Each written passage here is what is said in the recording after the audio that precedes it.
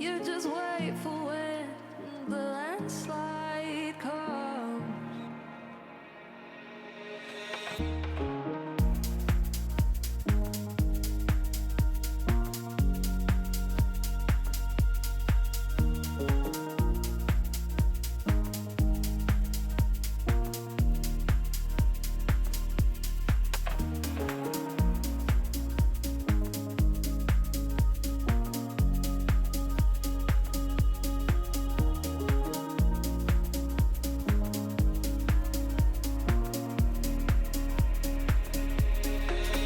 It's hard to get used to.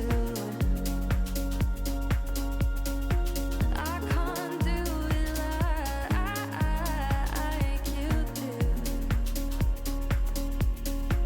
It's a constant test to break through, and it's all like brand new.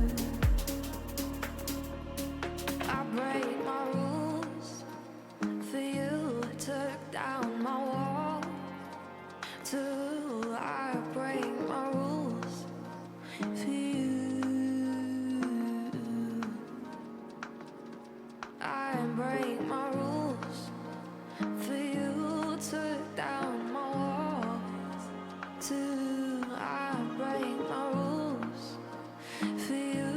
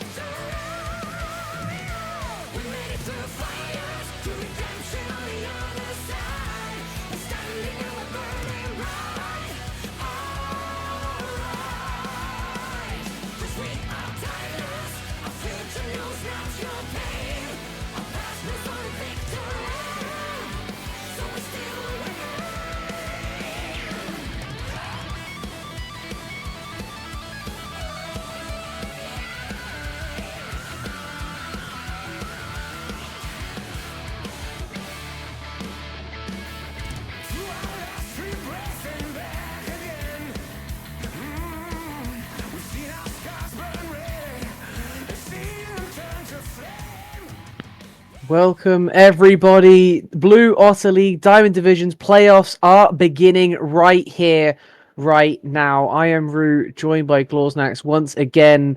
We've been through a whole regular season together. How excited are we for playoffs to finally be upon us? Very, very excited today. Unfortunately, our original game was rescheduled. Very unfortunately. So now we have a step-in team of Choco Mid versus Kitten Kingdom. Another interesting thing to note as well is that Kitten Kingdom was a few minutes late, and it was going to be not important enforcing that they get 2 bans back due to them having an E-sub. I will not say anything else about that because this is the stream I have to be respectful to. Well, we'll be respectful, of course, while the players are getting ready. We will see the bands starting to come through. Is that Chocomint? That's Chocomint getting rid of bands, not Kitten Kingdom. Yes, they lose 1 ban. So Chocomint lost one. Kitten Kingdom for being late as well? Or are No, we going to get that so afterwards? Choco Mint is using an E-sub, so they Okay. -3. Oh, okay. But So we're not cancelling out. important, yeah, not important is enforcing the lateness timer on them. So that's what's happening. Sure. So we have just the one filler ban coming in the Teemo. Ignore that. No one's going to pick Teemo anyway, so it doesn't really matter. The rest of them coming through, though, may indeed matter quite a bit. Caitlyn, Volibear, and Ambessa taken away to start off our best of 5. We'll be playing in a slightly reduced Fearless format today. The first 3 are in normal Fearless, and then starting at Game 4, you start to lose some of those bans. The later rotations just don't happen. Game 5, no bans at all.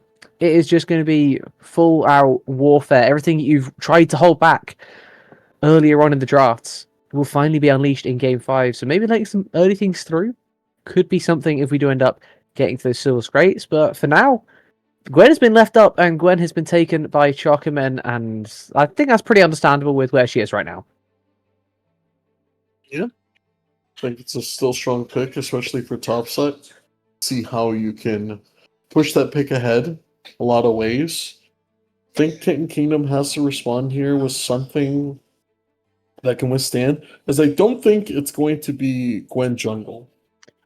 I would doubt the Gwen jungle. Let's see what they It's do been end a up going long for. Oh, time. that actually is the Kha'Zix. I was just going to pass over that as a bait holler. No, that's actually a Kha'Zix. Hello. Okay. Well, Kha'Zix is in. When have you seen a Kha'Zix before? Solo queue? Yeah, Solo Q, that's right. Not much else. Yeah. Very good solo carry champ. Nami, good pick as well here. Now, if you are Chocolate, do you take away a pick that's strong with the Nami? Do you take away the Lucian, go Lucian Melio with Gwen? You know, something that can kind of huddle with against Kha'Zix? I Because now think you you're in an can. interesting spot. You have the choice to make right now, right? This is the decisive moment in your draft. Do you want to just take the world's strongest top side and have like a Xin Zhao and an Ari or something? Just a disgusting top side? Or do you want to take away the bot side Ash. instead? It's actually going to be the Ashe instead, trying to deter the Lucian, but I'm not sure if that necessarily will. Ashe Braum, a very Oof. solid lane in its own right, but Lucian Nami definitely enough firepower to give it a run for its money. So we'll see if the Kitten Kingdom do commit to that, or if it's going to make it through the Corky. rest of the draft. Corky has been Okay, locked, and that's Corky. yeah. That's an interesting pick.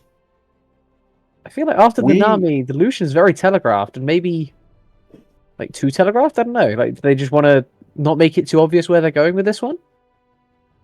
Yeah, that would be my guess. But the problem is that, how That would Corki can't you? really flex mid either. That Corki's basically forced to be in the bot lane. If you end up sending him in mid lane, you are so low on AP damage. Chocomen are very aware of this as well. They're going to get rid of Annie, who's risen quite a bit recently. Did get a slight tap, I believe, in the recent patch. Not quite. Lucian got the nerf. Maybe that's what they've done. Annie's had a slight little change, a slight adjustment, but apparently, according to Riot, the power is about the same. So Gragas taken away as well. Interesting to see now where these teams do decide to go, because there are definitely a lot of options, but you definitely need something with some AP damage in mid. And out of those options, you have the whole roster basically at your will. The Kitten Kingdom gonna blind a Galio. They're gonna send the Galio top into the Gwen. It could be sending that Galio top, and that wouldn't be all too bad. Leaving mid for last, though, is a bit of a surprise. I guess when that's the one thing you can blind, it makes a bit of sense. That's Chocomen gonna look to take their own mid jungle, unless they do decide to send that Gwen down. Lots of options. Both these drafts very flexible right now. That's Chocomen. 0 time left on the clock. Gonna go Pantheon. A very solid jungle right now. I'd love to see a Pantheon Talia if that's a thing. The Pantheon W, guaranteeing they're going to be in exactly the same place every time for your seismic shove on the Talia. A very strong mid jungle duo. But into Kha'Zix, into Galio might not be the easiest to connect every single time. Let's see where Chocoment do decide to take this. Their final pick is actually going to be the Aatrox going to the top lane. Gwen mid? Pantheon mid? It's Aatrox pumpkin. jungle? It's pumpkin Gwen mid. It's pumpkin Gwen mid. Okay. Sorry about that. My wife was needing me. Apologies. Oh, So good. it is Galio with the Kha'Zix to help secure him in case he does get jumped. But yeah, it is actually Gwen mid. Gwen mid, so we get last pick into an Aatrox for the Kitten Kingdom, and they choose to go very aggressive in their own matchup as well. Renekton going to be the final pick of this game one draft. Renekton into Aatrox. I feel like the matchup's been a thing for 10 years and no one's still worked it out perfectly. It's very, very skill dependent. I love this. Love to see that. Yeah, I think in your eyes, with the Gwen mid knowledge, of course, Mm-hmm. do you think Blue Side has a bit too short ranged? Except They for are Ash. very close. They are giving lots of hugs to the Kitten Kingdom, and that is exactly where this Kha'Zix wants to be. It's where Nami honestly does her best work. When you're trying to get a little bit too close, she can keep you at arm's distance, she can keep your arm's reach. Galio as well likes to be close.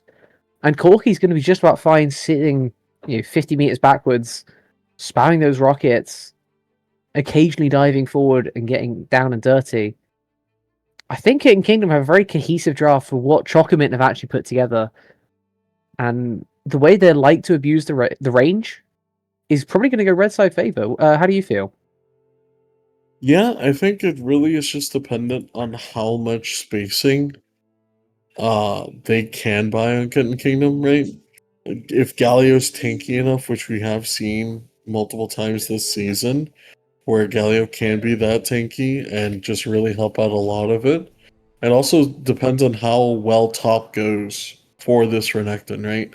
If he falls behind completely and he's just not even able to stand in the front to even do anything or even threaten the Ashe, it's going to be a really tough time for them. But also as well is that it's also dependent on jungle prio as well. Hopefully Kha'Zix doesn't get invaded by the Pantheon and falls behind early that way, then it's a lot harder, right? Absolutely. This is going to be a very interesting match for everyone.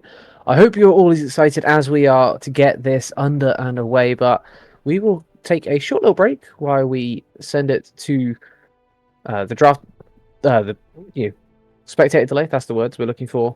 We'll be back in a couple minutes when we're into game number 1. Do not go anywhere. Diamond Playoffs is starting right now.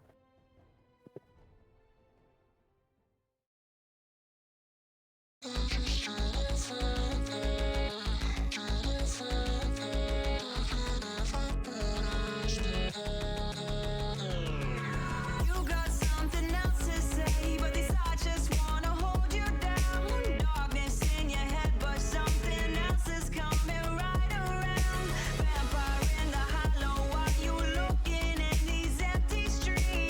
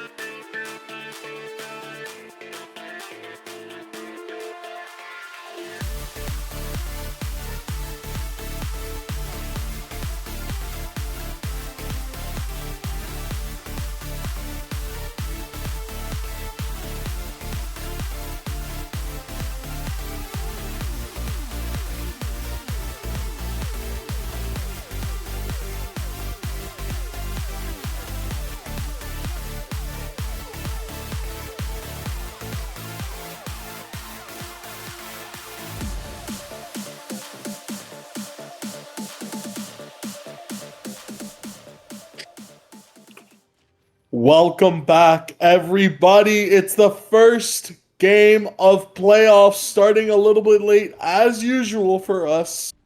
Me and Ro do like to take our time, but we're finally in. Ro, do you feel the energy? I feel the energy. I feel the playoff vibe. I feel everything flowing through me. I also feel a little bit apprehensive about what I'm about to witness. There is, of course, a Kha'Zix in this game, and it's Kha'Zix with Dark Harvest. There are many ways that this can go. Some of them are amazing. Some of them are slightly less than amazing. And I think finding out which it's going to be is going to be a very fun time. Yeah, it is going to be a matchup where I think Kha'Zix cannot get early invaded and fall behind to this Pantheon. I think he has to look for these early skirmishes where he could just hop on in and just absorb pressure there.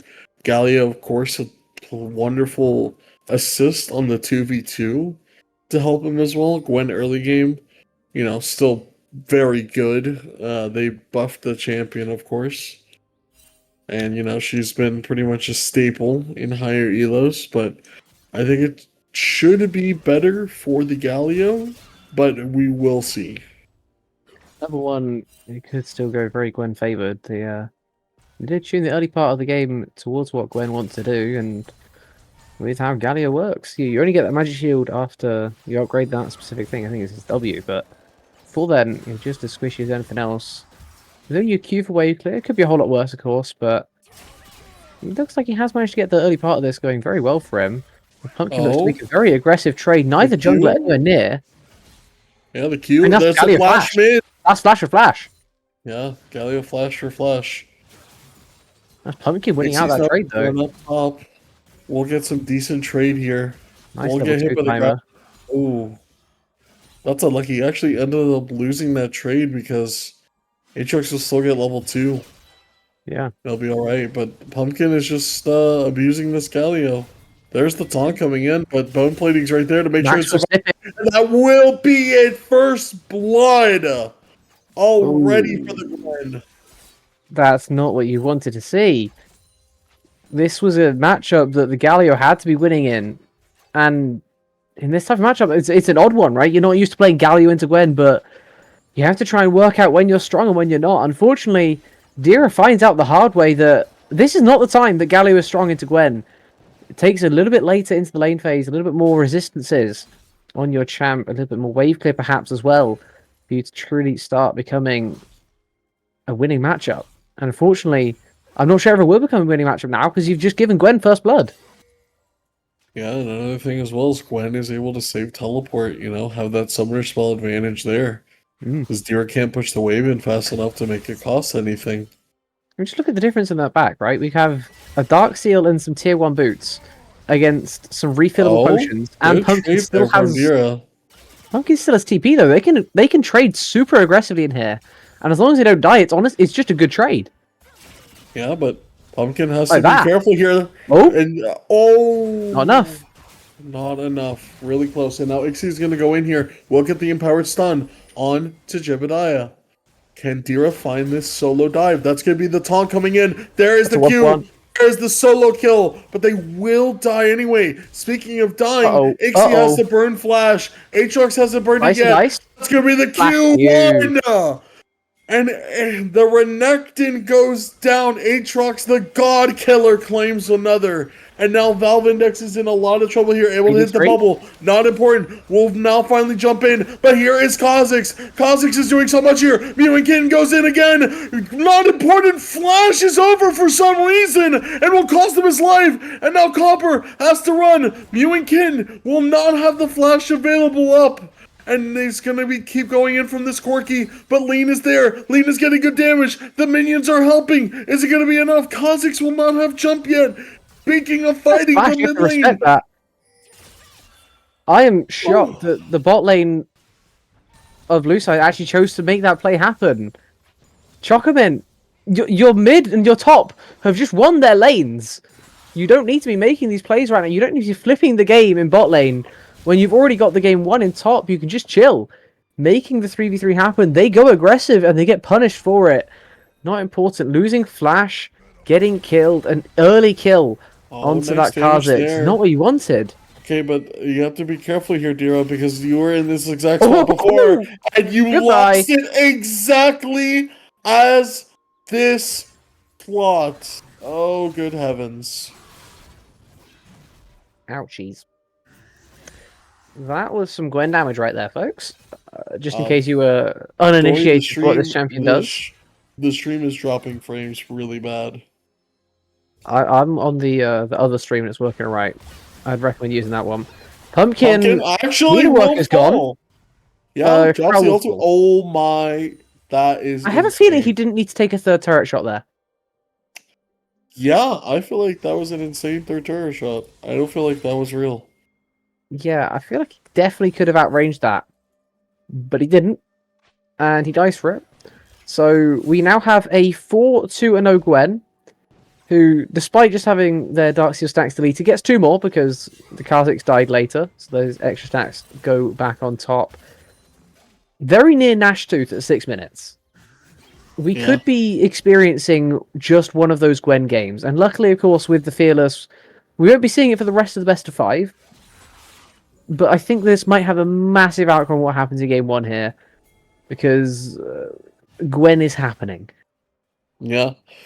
That's kind of crazy for all this to be happening, you know? This Galio, we said, can't really fall behind in this matchup and is just kind of so tough.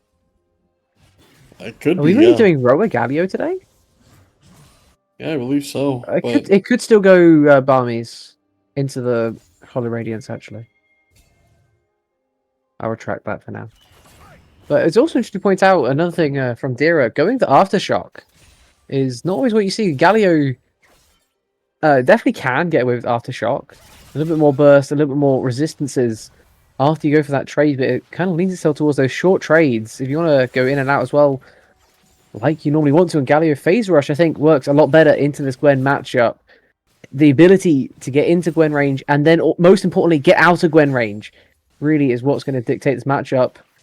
And I think the all-in, potentially the Aftershock, doesn't quite have the same value, especially when you don't really want to go all-in against a Gwen that's just kind of killing you.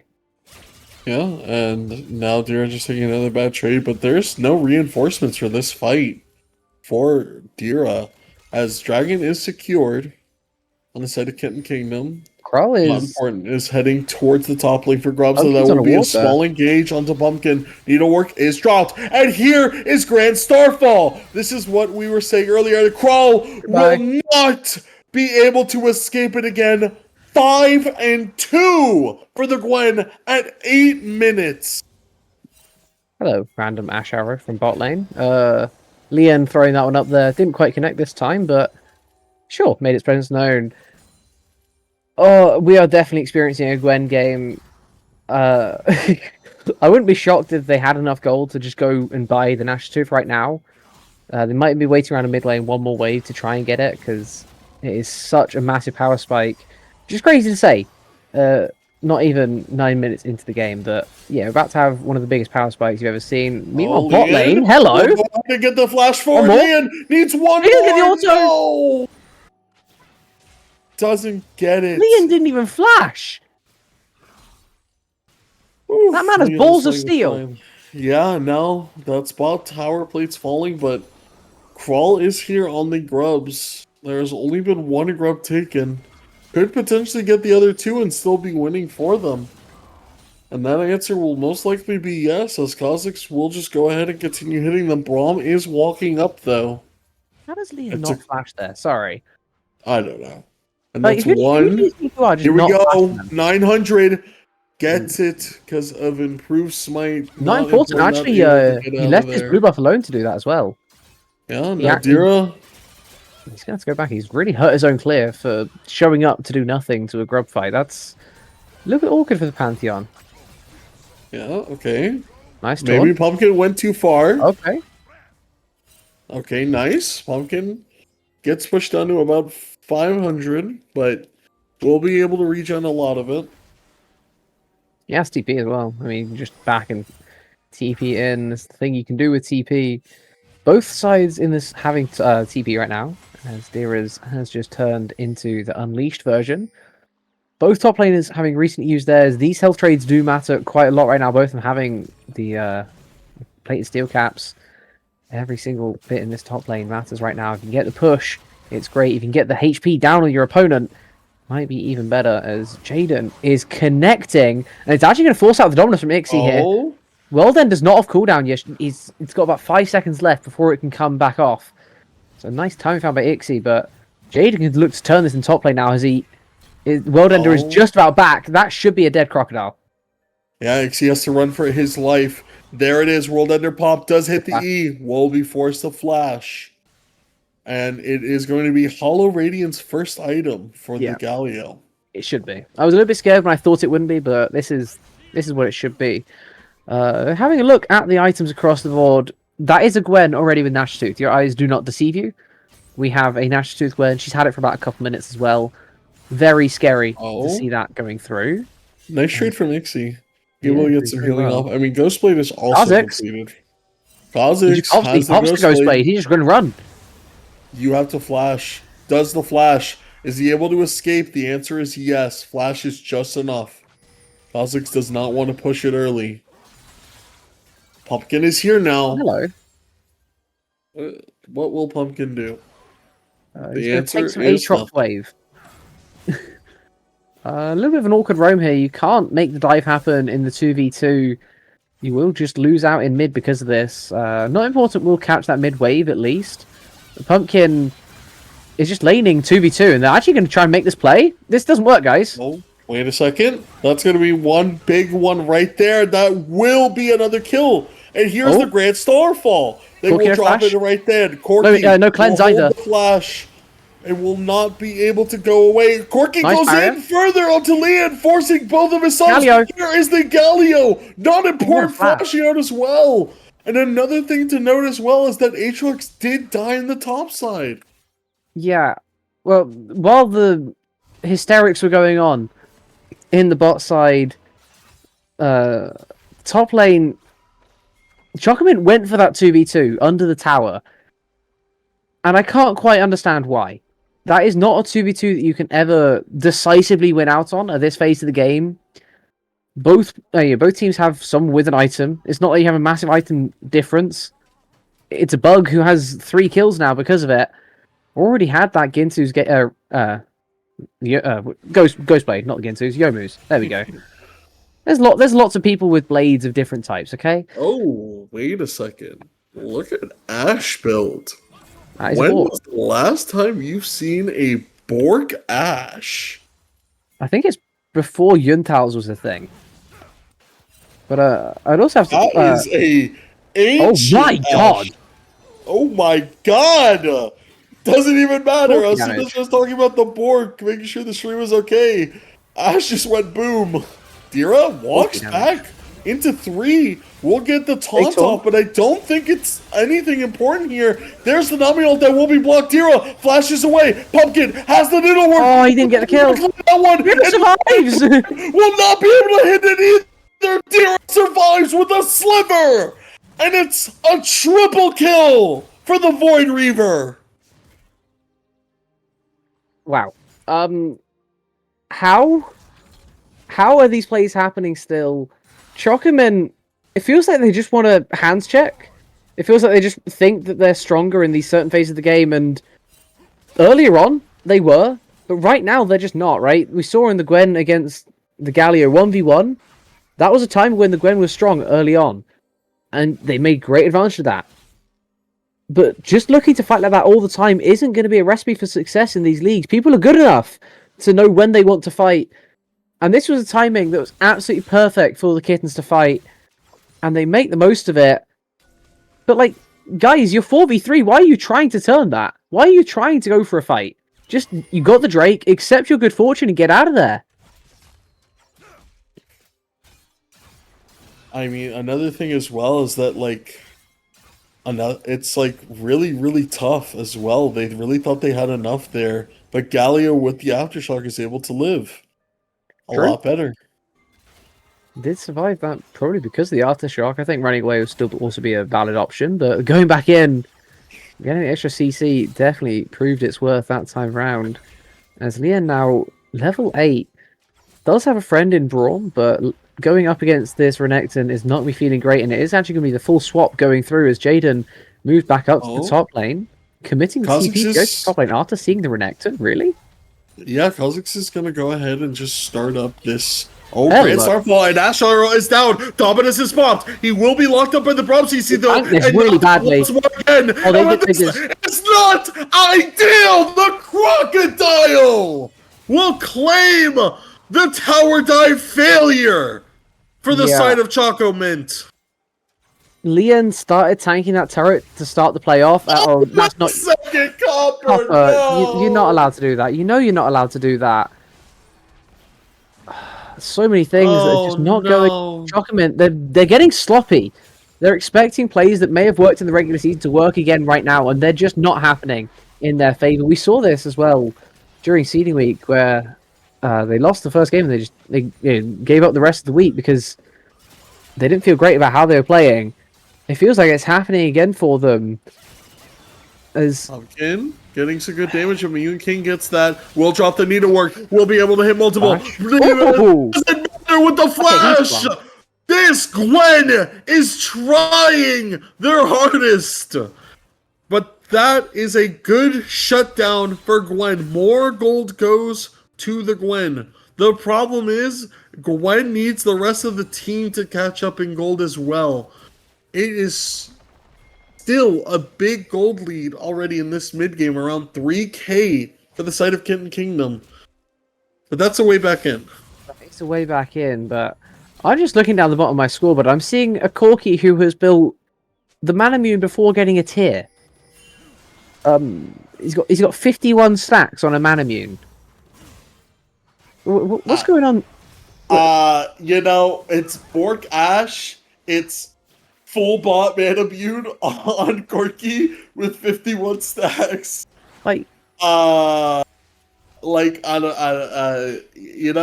is he going? Is he going crit? Like he's going full crit. He's not even doing like the tricot stuff. He's just he's gonna. He's just got a Manamune as well. Yeah, he's going IE IE. second. Yeah.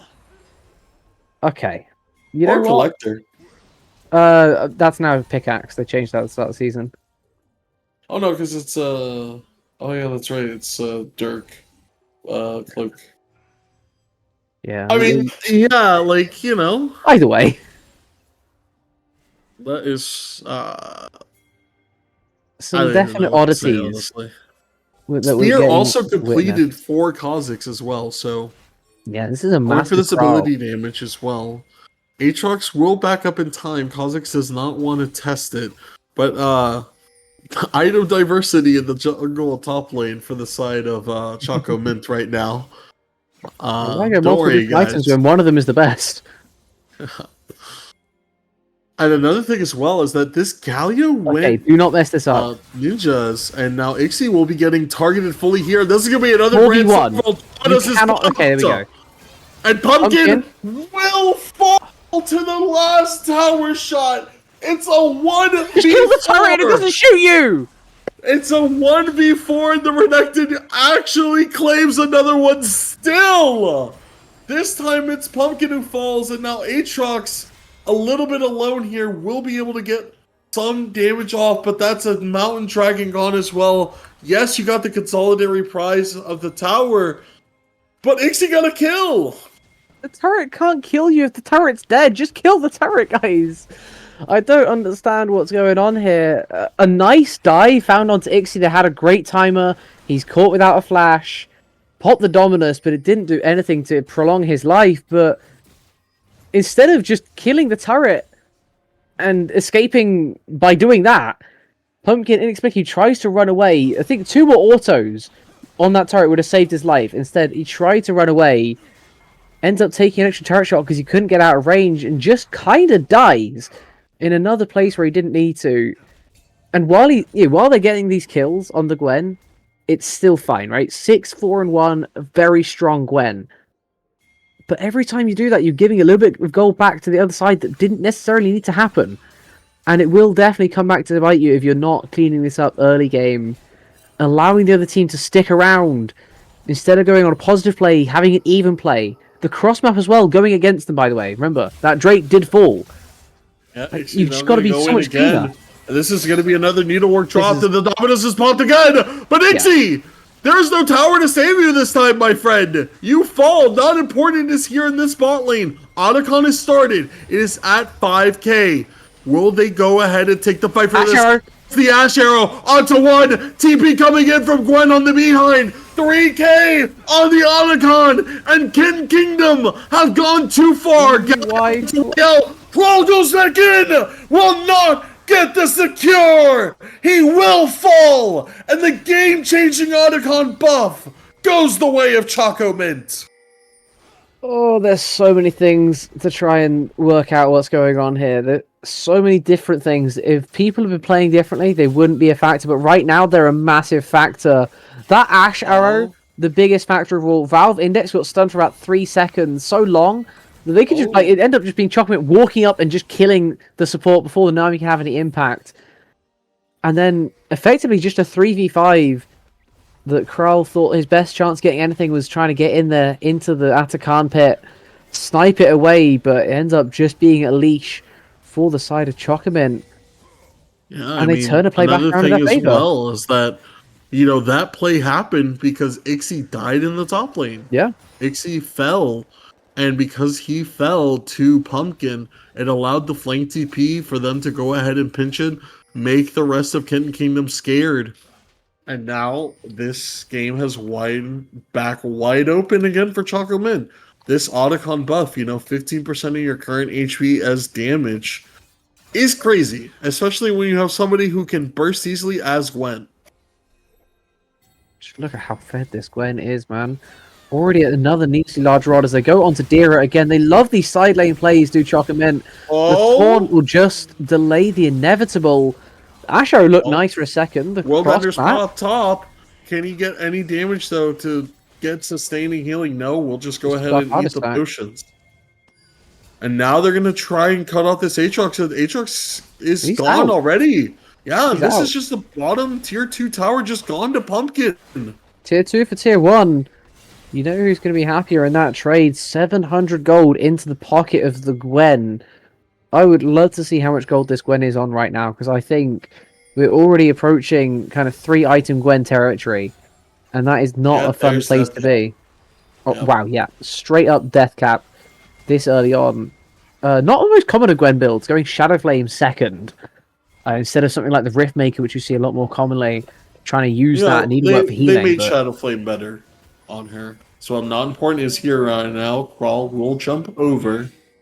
And this is where the dance begins. There's no Dira in range yet with the ultimate. Does have the teleport available, but it is going to be 2 a minutes full before it even reset. exists.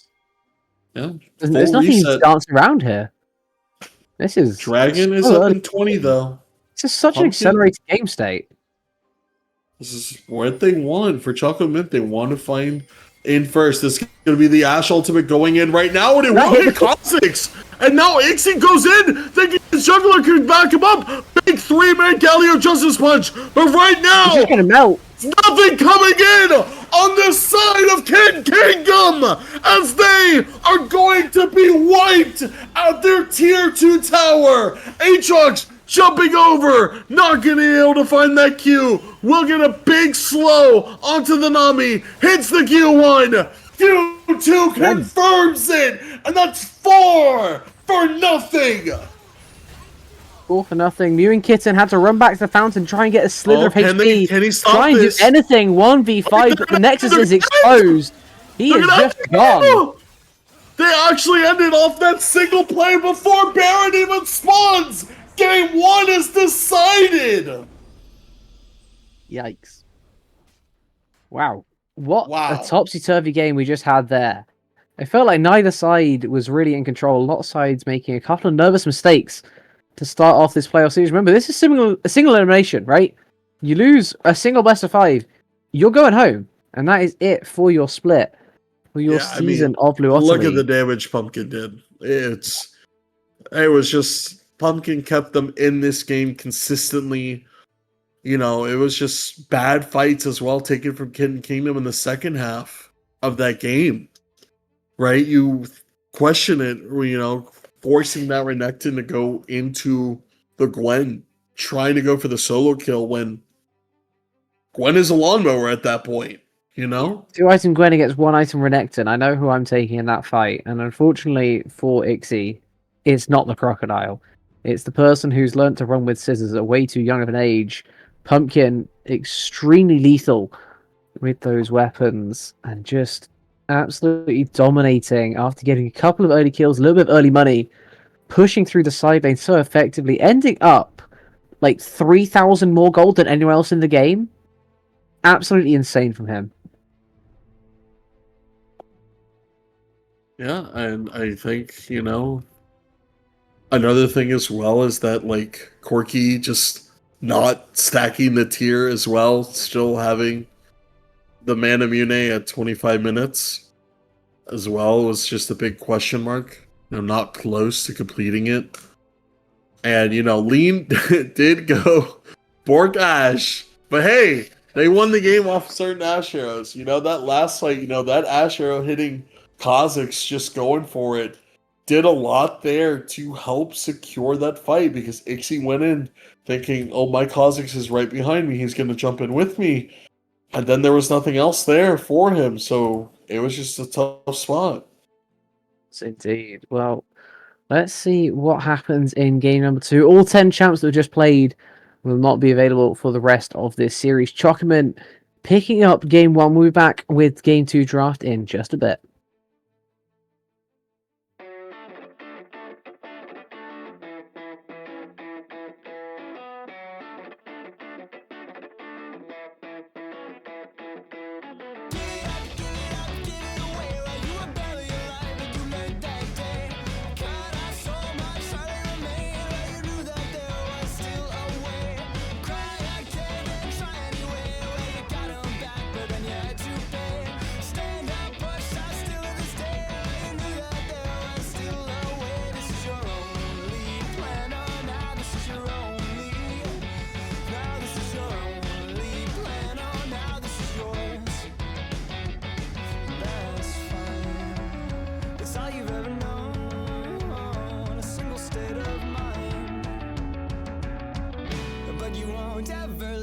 Go when you had the answer and you were there alone.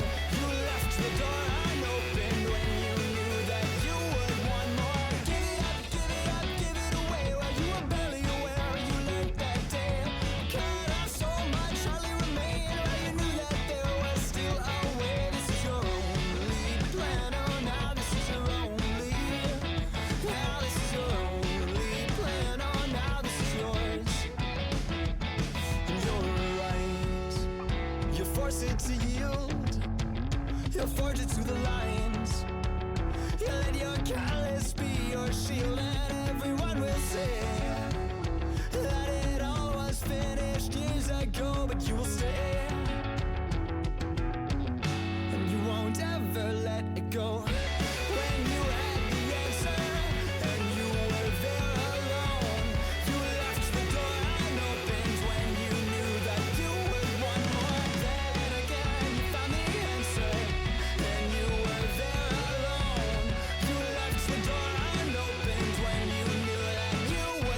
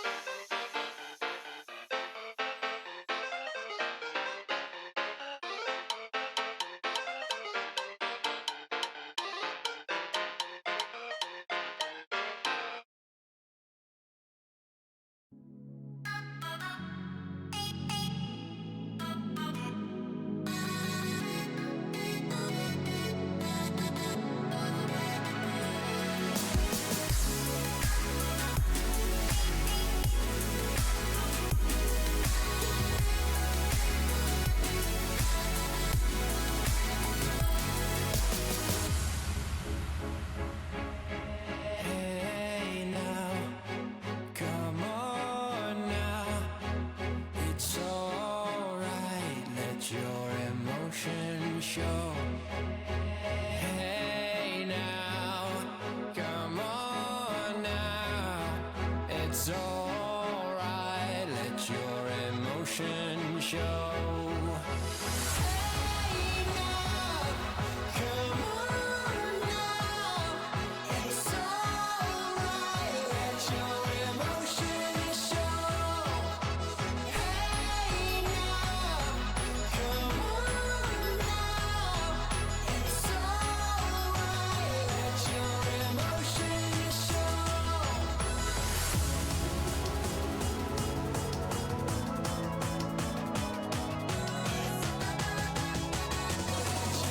Emotions show.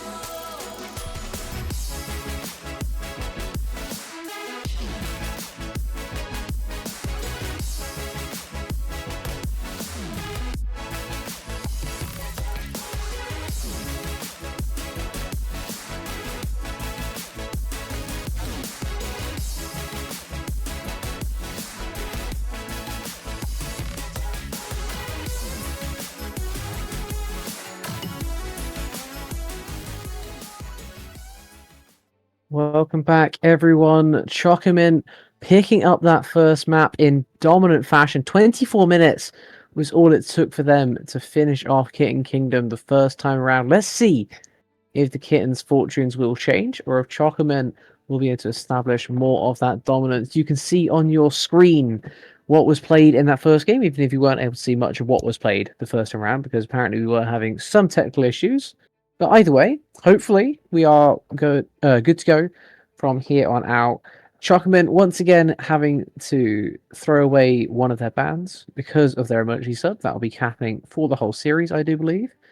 On the other side, Ambessa already taken away by the Kitten Kingdom. Getting into this one, Glaws, how are we feeling after that first map and just how dominant it was? Yeah, I mean, it was just pumpkin. No? It was a slight little bit of pumpkin death. He was a very large looking pumpkin. As Yeah, Choco has missed a she performed second. greatly. Choco Oh. missed a second ban. Is that meant to happen? I don't think that was meant to happen. Yeah. They lose all 3 Oh, bands. they lose all three now, and the Yeah. lateness is over with. Yeah, the lateness was only a game 1. Oh, okay, cool. So we will have to sit through another 30 seconds of misery while Chocomen are not able to ban once more. Kitten Kingdom getting rid of Volibear this time around. I believe that is what they got rid of game 1. I can have a quick check. They got rid of Yeah. Besser, Varus, and Volibear in their first time around. Let's see if they do the same again. Of course, there will be a lot more open to them, since Chocoman can't ban the couple of extra things that they did ban out in game 1. Caitlyn and Viego are going to be available. I wonder if Chocoman do want to take those away as well, as definitely an option, as the final ban is the Varus, as it was in game 1. Let's see now what Chocoman want to do on this blue side. First pick. What do they want to take? How do they want to take this draft? Which direction do they want to drive the wheel? It's going to be the Xinjiao. I'm actually kind of surprised we didn't see this game 1, but Pantheon very effective at getting their Gwen ahead, while the Gwen was also very effective in their own right at getting themselves ahead. We get to see Xinjiao in game 2 instead. Will be interesting to see. Now that Pumpkin loses her Gwen, I have to see what they do going forward. Yeah, well, Pumpkin does still have a Emilio. whole bunch of options. Okay, Are so we doing the Emilio Lucian thing again? first. Yeah, we could. We could Lucian Emilio. Are you going to bait us again, Kitten Kingdom? Is this the plan, or are we just banning? Are we playing all the supports that Lucian would play with, so that Lucian's just effectively banned? Is that what's going on here, fellas? No Braum, no Nami, now no Emilio. What else do you want to play Lucian with anymore? They already Viego. played the Viego. Hello. Okay, so now we need resets and high damage across Kitten Kingdom. Lucian sounds quite nice. Very high damage burst onto. But if you can get burst onto one person, get the Viego 1 kill. That's all he needs to start going crazy. Another thing as well is that Dira will be playing top this game. Okay, we're swapping things around a little bit. Bard. Brad? Oh, Is that you? okay. Bard is in. Bard is locked. Bard into Emilio. I'm not very well versed on support matchups as a whole, but I feel like this is not a fun one for the Emilio. Bard is solid CC. You can't cleanse his main actual CC, the Tempered Fate. You cannot cleanse that at all. I feel like Bard's gonna be pretty happy in this one. It is a 50.08%. It is a very even matchup. Bard Jin is a very fun-looking bot lane. Very common to see that in the LCK, especially with Spellbook being buffed up to what it has been. Seeing a lot more unsealed Spellbook Bard paired with the Jin. Let's see if Chocolate wants to bring that out. If they want to go a little bit more standard, something like the Electrocute, maybe even going down the Resolve tree.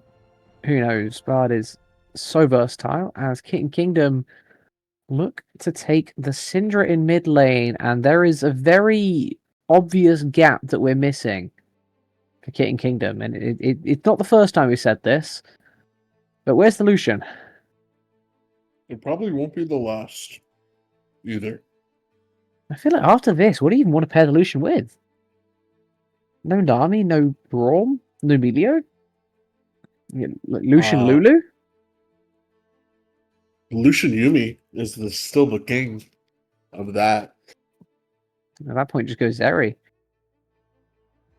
Well, either way, Chocoman not going to bite just yet. Going to get rid of the Cogmore instead, a different ADC that would love to have an Enchanter alongside him. As we send it to the final ban, Aurora has been taken away from anything Chocoman want to do. Jace as well. A nice big takeaway. I wonder if Kitten Kingdom was just asking them to ban the Lucian. Like, is this just a game of chicken? Whoever bites first? I'm shocked that there's this much support prior around Lucian favored picks, but we don't want to be playing Lucian. This is a very odd situation. Sometimes the inner machinations of Diamond is something you don't need to understand. I think I'd probably be better suited if I didn't try to understand it, because it is warping my head right now. As the Kitten Kingdom will indeed pick up the Caitlyn. It was banned in game 1, but Chocoman not having those first 3 bans, they will have to let it through. So Caitlyn Emilio, and then this is a pumpkin special. They like to play Xerath in these situations. What are we looking for top here? So now it's a poke comp with split pusher top. Okay, Chocolate just don't want to ever fight, do they? This is the we're never going to fight you comp. Yeah, their engagement is Bardar or Xin Zhao, pretty much. He is the sole form of we're going in, guys. Yeah. Jin Zerath want to poke down. Jin, Bard is constantly roaming, trying to get advantages, add an additional member to a team fight. Yorick, depending on which Yorick we get, could be team fighting Yorick or split pushing Yorick. Not somebody who wants to fight in a team environment as well. Well, Ornn is coming through. Okay. So not really any high bursts other than Caitlyn late game and Syndra coming from the side of Kitten Kingdom. I don't mind it though. I really do not. I think those two lanes provide a good amount of diversity in what they do. The burst is solid, but your team fight on Kitten Kingdom is really what you're looking for right now. Come 25, 30 minutes, if you make it there, of course. If we look at game one, they didn't make it that far, so that is currently an if. But if you can make it to that sort of marker at a reasonable, gold being roughly equal, your team fight is just massive. The Ornn, great group CC, the Melio, great group cleanse. You can kind of send the fight off of that. Heartbreaker into the backline, split the ranks of your opponents, but you're up against a very unconventional comp. You're up against a team that's not going to be standing where you're expecting to be. They're going to be as far away as possible.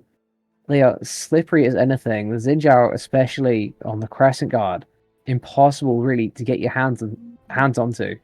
The Bard can be multiple places at once with that magical journey, and everyone else is going to be 5 kilometers back, 5 miles back. I don't know, they're ages away, as far away as they can be. It'd be very interesting to see if Kitten Kingdom actually get their hands on their enemies this game. Yeah, and we usually like to update across. I think What else we got going on? Kuma Halbert's completely stomped. Game 1 against Milkmen. Just wasn't close at all. Unfortunately, Hook decided to end the stream. Ooh. Before we could continue to watch it. He just said, alright. Game 1, Andy. I'm gonna end it after that one. Well, we will also end this here. We are going to wait for the client draft and spectator delay for us to get into game number 2. Hopefully, you guys are excited to carry on the series as we are. We are just getting started here today. Of course, Chocomen up 1-0 right now. Let's see if they can make it 2, or are we going to get a tied series? We'll find out. Yeah, don't touch that dial.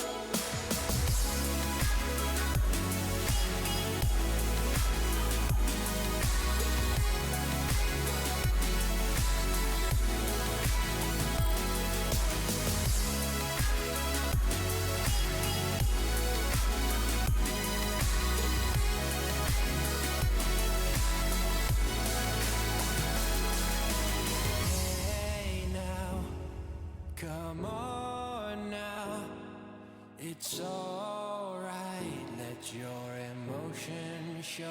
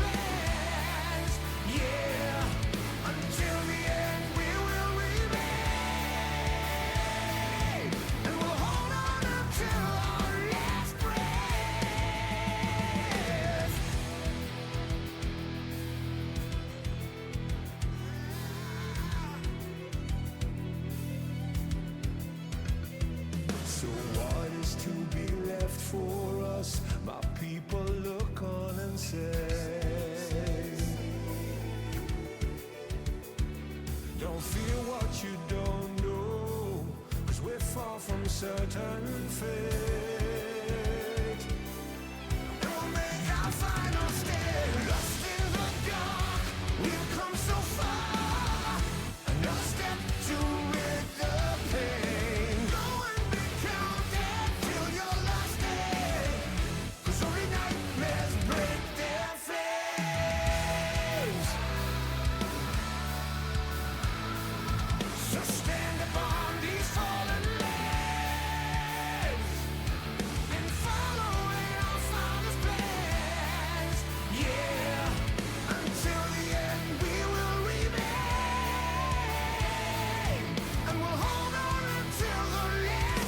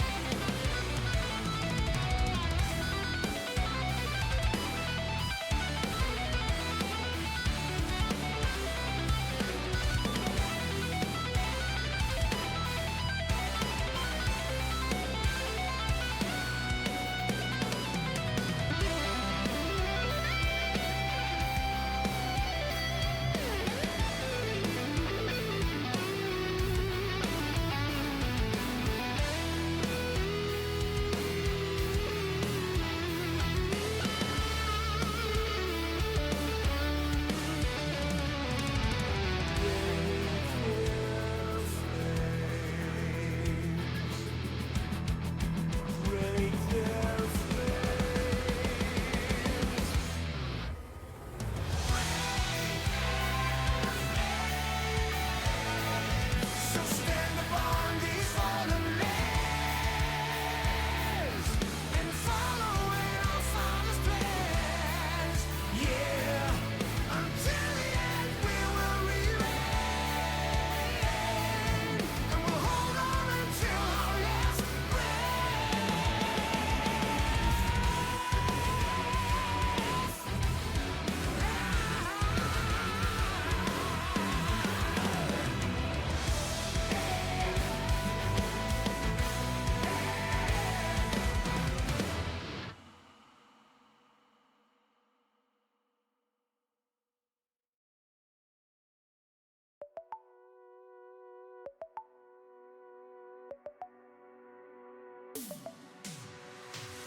Your lips are stained with fiction.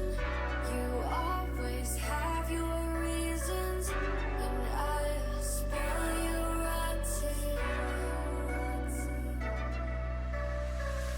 Your hands are sealed in pockets.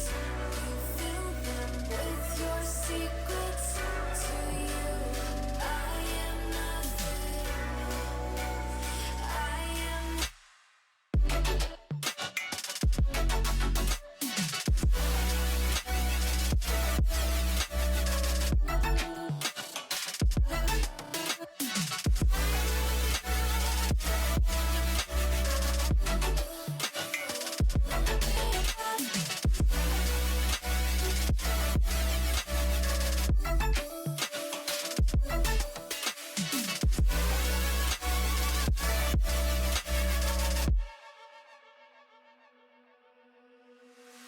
Your kiss, sweet like poison. You know you make me reckless. I'll run, but you are friction. Your touch feels like heaven. You make me hate all my sins. You are my religion. My religion. I have a million reasons to leave you, but I have a billion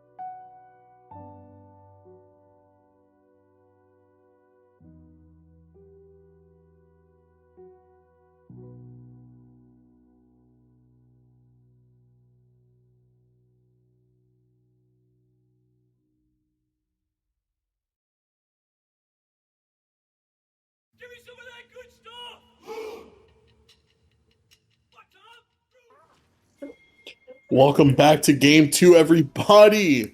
Hopefully, the stream is a little bit better. If not, the MLB broadcasters are back. No Whoop. worries. We will be Let's get calling it. it like it's Dodgers versus Yankees. Or just Yankees, not Dodgers Mets. No, hate the Mets. Oh, that was a good Hope World the Mets Series. Though. lose. That was a good World Series. Pumpkin, Just let them- what are we doing up here, buddy? Oh. It's okay. Ooh, spaces nicely. Ixie though gets first strike off. Is Copper allowed to be here on Bard? Probably. It's Bard. Yeah, Let's but take a good takes chunk, though. big chunk. Yeah. Plenty of time to base and get back to lane, but not an ideal start for the Bard, who has indeed gone with Guardian as his rune, so we were wondering what he was going to go there. Pointed out Ixie proccing that first strike earlier. I'm not sure how consistent you can get that into a Zerath, but he's definitely going to try. Bot lane going pretty normal. Fleet for the Jhin, and lethal tempo for the Caitlyn or the Kitten. After that, we've got pretty default across Honestly, the board. think first strike Caitlyn would have been kind of crazy. Especially with you having Emilio. Yeah, I think it would have been a lot better. I think for later team fights though, you're assuming you can make it through the rest of the game. Then again, the idea of Caitlyn is that you can just kind of kill them before you get to those 6 autos. I think lethal tempo is very, a very different choice on Caitlyn because that implies you're hitting people 6 times before they die, and that's not always the case. When you Yeah. get towards that late game, you kind of want to be killing them a bit earlier than that, as we see. I just don't think Water it's a good enough rune for this Yeah, I start think of first this strike game. First strike could definitely do some early work, but I don't know. There's lots of options. Lethal tempo is what they've chosen to go with. You just see the barrier choice as well.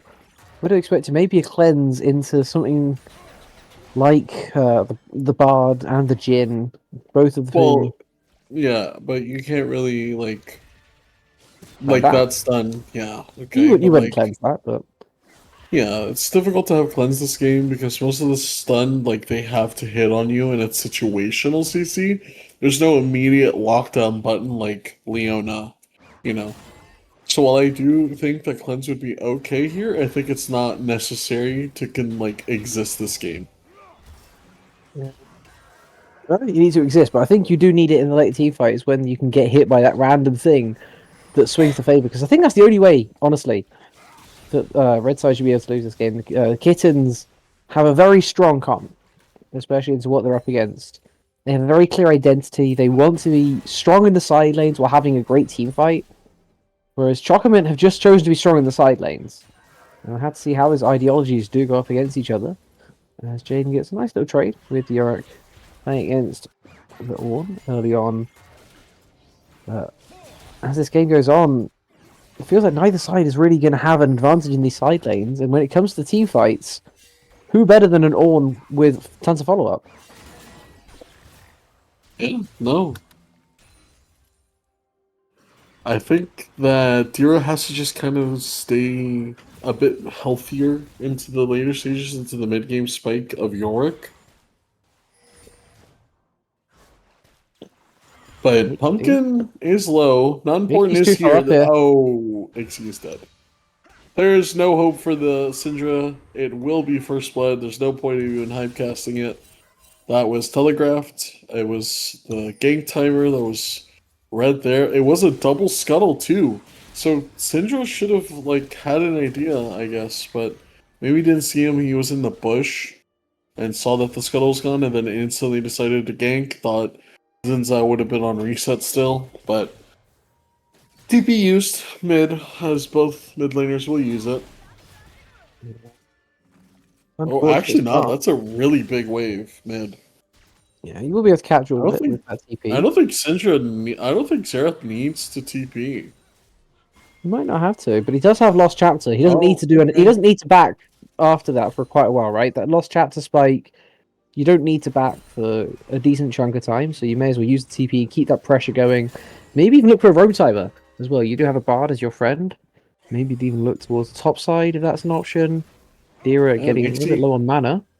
also in this lane, like already starting 200, 300 HP down, Mm. walking into it as It's Crawl just is nothing with a here. first strike. Like how often can you actually proc first strike into Xerath?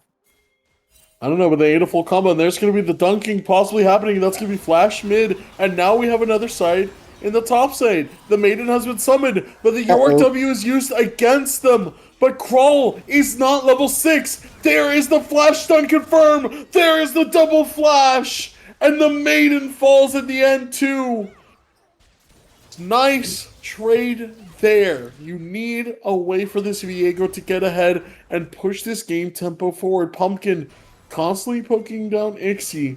Now has the level 6 to match. Pumpkin did miss those right of the arcanes, but did force Ixie's flash, so next combo there just dead.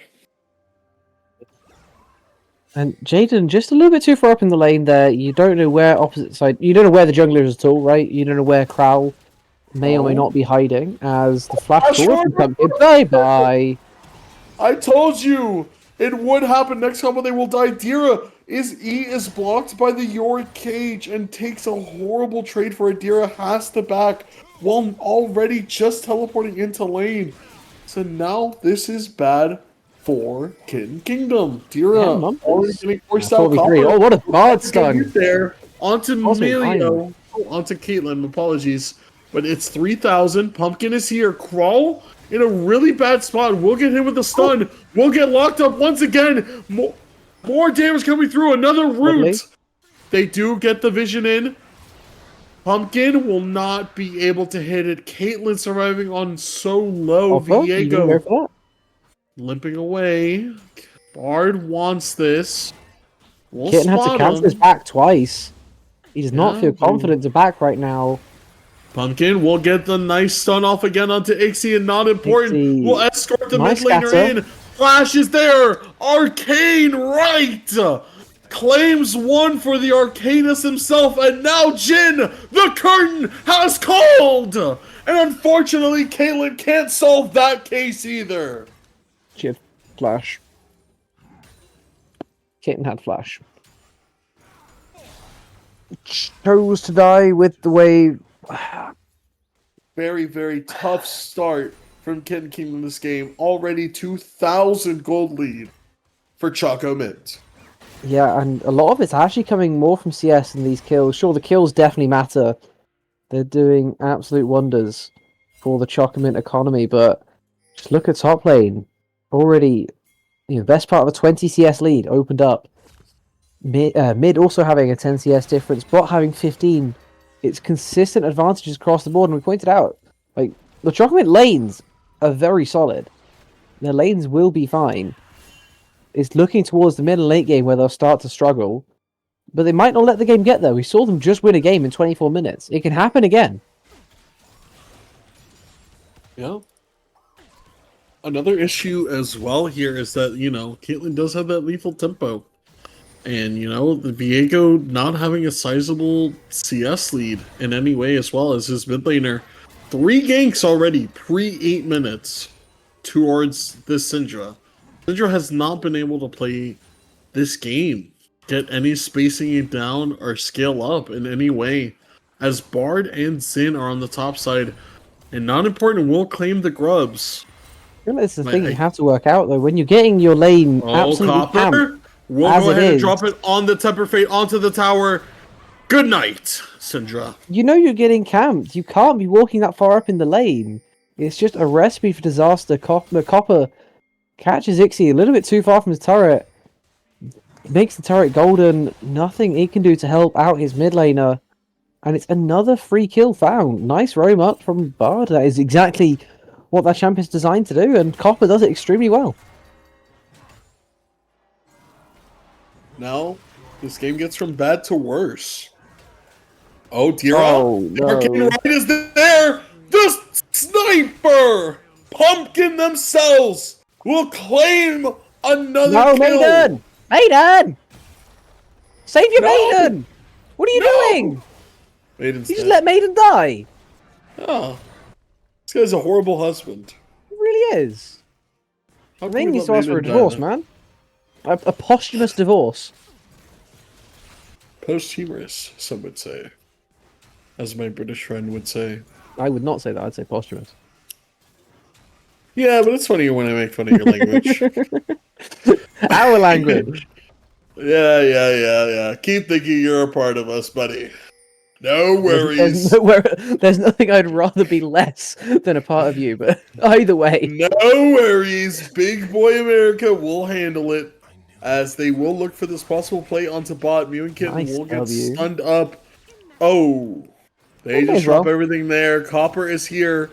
But is Crawl on the other side as well. But is spotted by the Jin Trap. So no real Oh my surprise God. play there. Ixie is just dying again.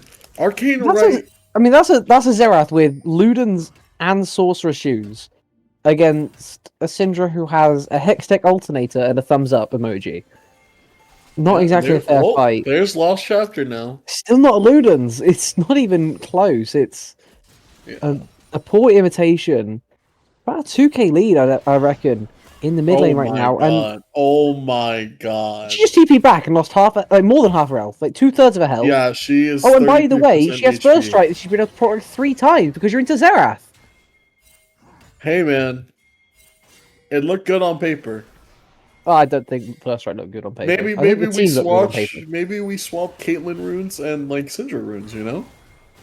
Maybe that's the the arcane right is going to be I don't hit right think lethal there. tempo That will works be better. dropped. Pumpkin has the burn flash. Can Viego follow it up with his flash? Chooses to hold on that's to a- it.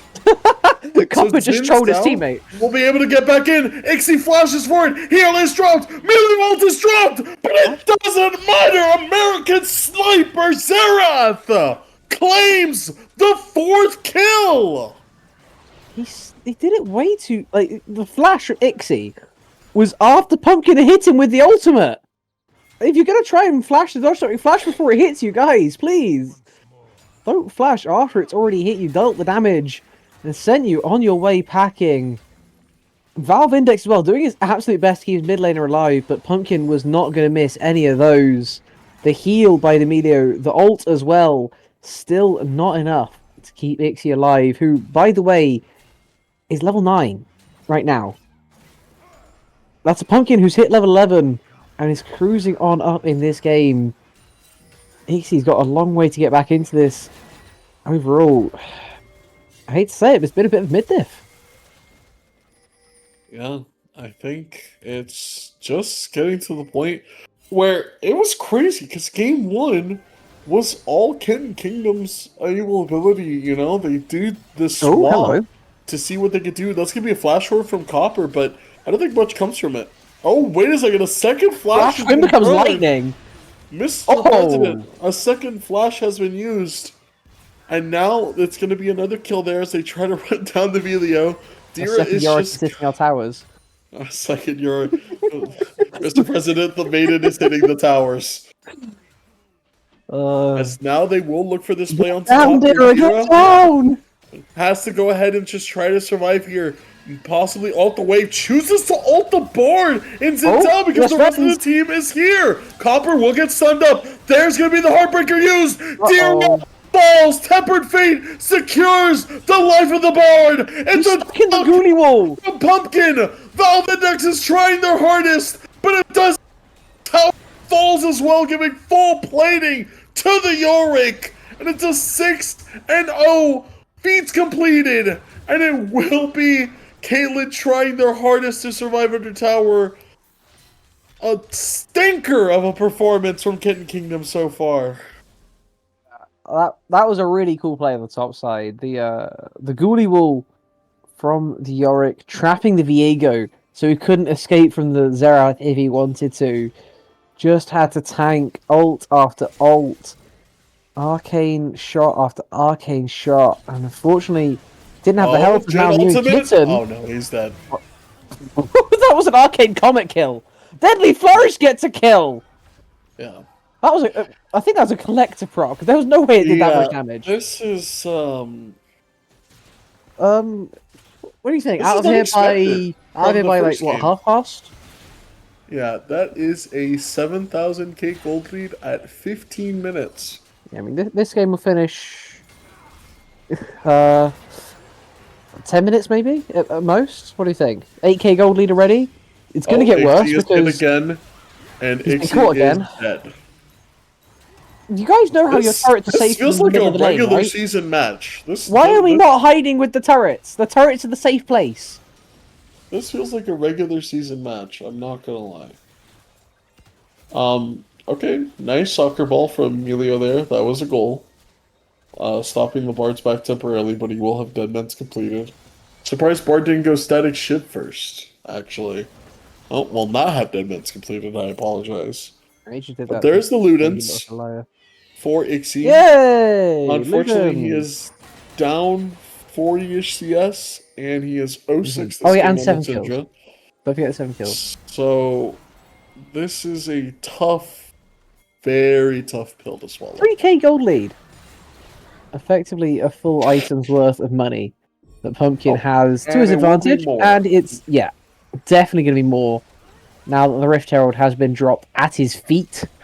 Will crash into the top tier 2. Another Oh, chunk wait of a gold second. for Big flank mid-lane. here. Lean. Force the flash early. Oh, what a Fate! tempered fate! Finds The two! carrier skin. And a big stun as well will make He's got sure the that carrier they skin are on. completely fine. A potential winning play for Kin Kingdom. Anything to get him back into this game. And Dira falls. Mid lane's As also happening. Arcane Ultimate will be dropped. Krail is going in on this bar, trying their hardest. The fourth shot will hit Pumpkin. Will stun the minion, Did but Pumpkin that even power get hit is by that gone. Caitlyn ult? I'm sure that Caitlyn pressed R in that fight. Yeah. I'm not sure. I don't think I saw Pumpkin's health bar move. But an ace in the hole was definitely channeled at him. And it looked like it hit him. But his health bar didn't move, so I'm honestly not even sure. This is a crazy turnaround for what we saw game one into this.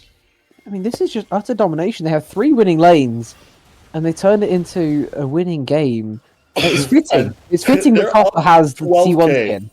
They're It's up fitting that Copper has the 12K. T1 skin, because this is exactly how T1 won Worlds 2023 and 2024. They draft their winning lanes. They have Owner running around all over the place, making sure that those lanes are getting further and further ahead.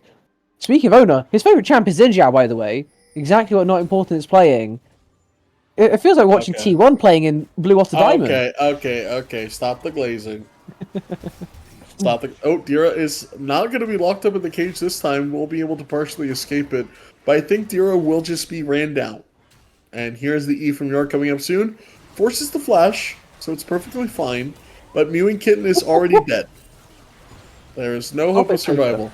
As soon as I saw that arcane, as soon as I saw the Zerathi fly in the air, I knew they were cooked.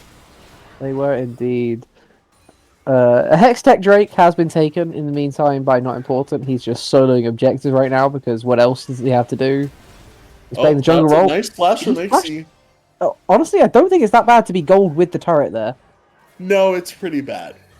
It's pretty bad. Oh, the ultimate is dropped. They will be going ahead and dropping the double poke damage onto Ixie as well.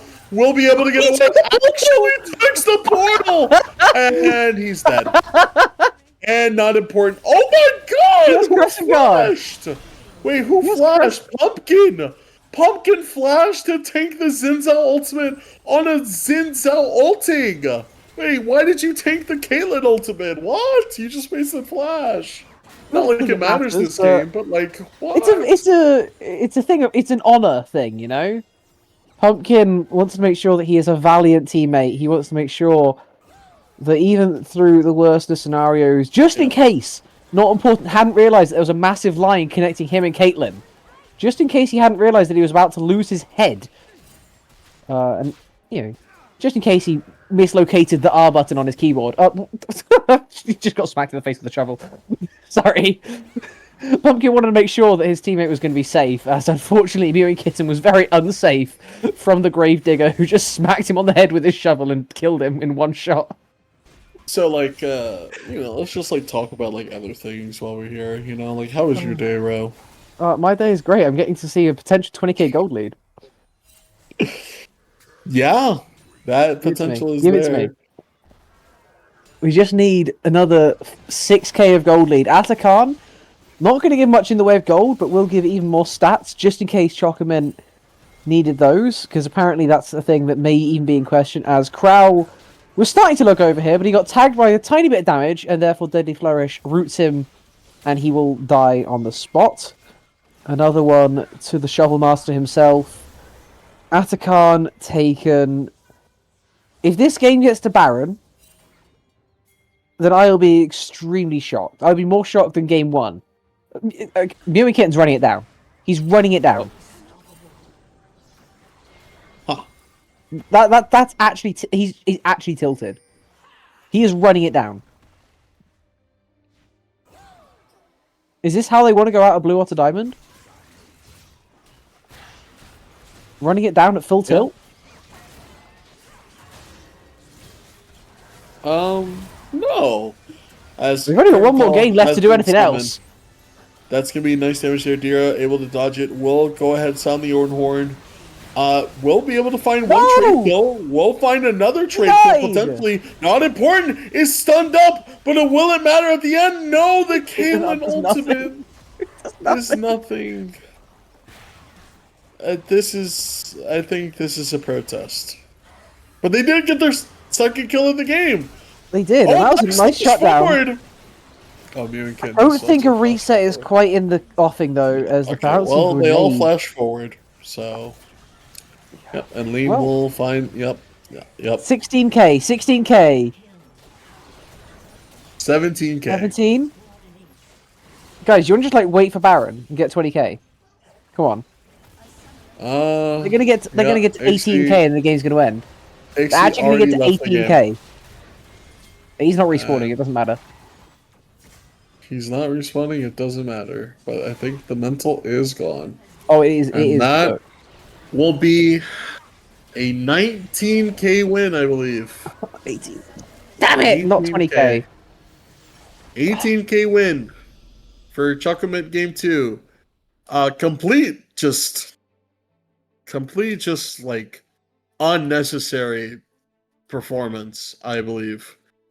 Just how Game 1 happened and how they were so close, and then they decided to rush the end and get the win there.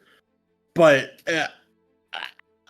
I mean, this game was, they kind of just rolled over and the second half of it, trying to stay competitive in it. Viego was trying to look for things to help facilitate the game in a way for them, but Ixie just got hard camped in the first 10 minutes alone. And Yeah. I don't even know what to say, to be honest. Because I think that's what And the happens. when second you half put of the a top laner game, in mid. yeah, in the second half of the game, we did have a swap. We did have Ixie go mid and Dira go top to, I think, help with that initial matchup of into Pumpkin. And then Pumpkin just drops another nuke because they get Zerath. So There comes a point that is where you have to work out that your lane is getting camped, and you have to act accordingly. The first death is understandable. The second death is excusable. The ones after that start to become harder and harder to explain to your teammates as you just keep dying on repeat. Unfortunately, that is all we have for game 2. We'll be back in a couple minutes with game number 3 draft, and who knows, we might be out of here early tonight. I planned a lot longer of a time to be here, but we won't be out of here before we're normally out of here. This is potentially a fast one. We'll be back with game 3 draft.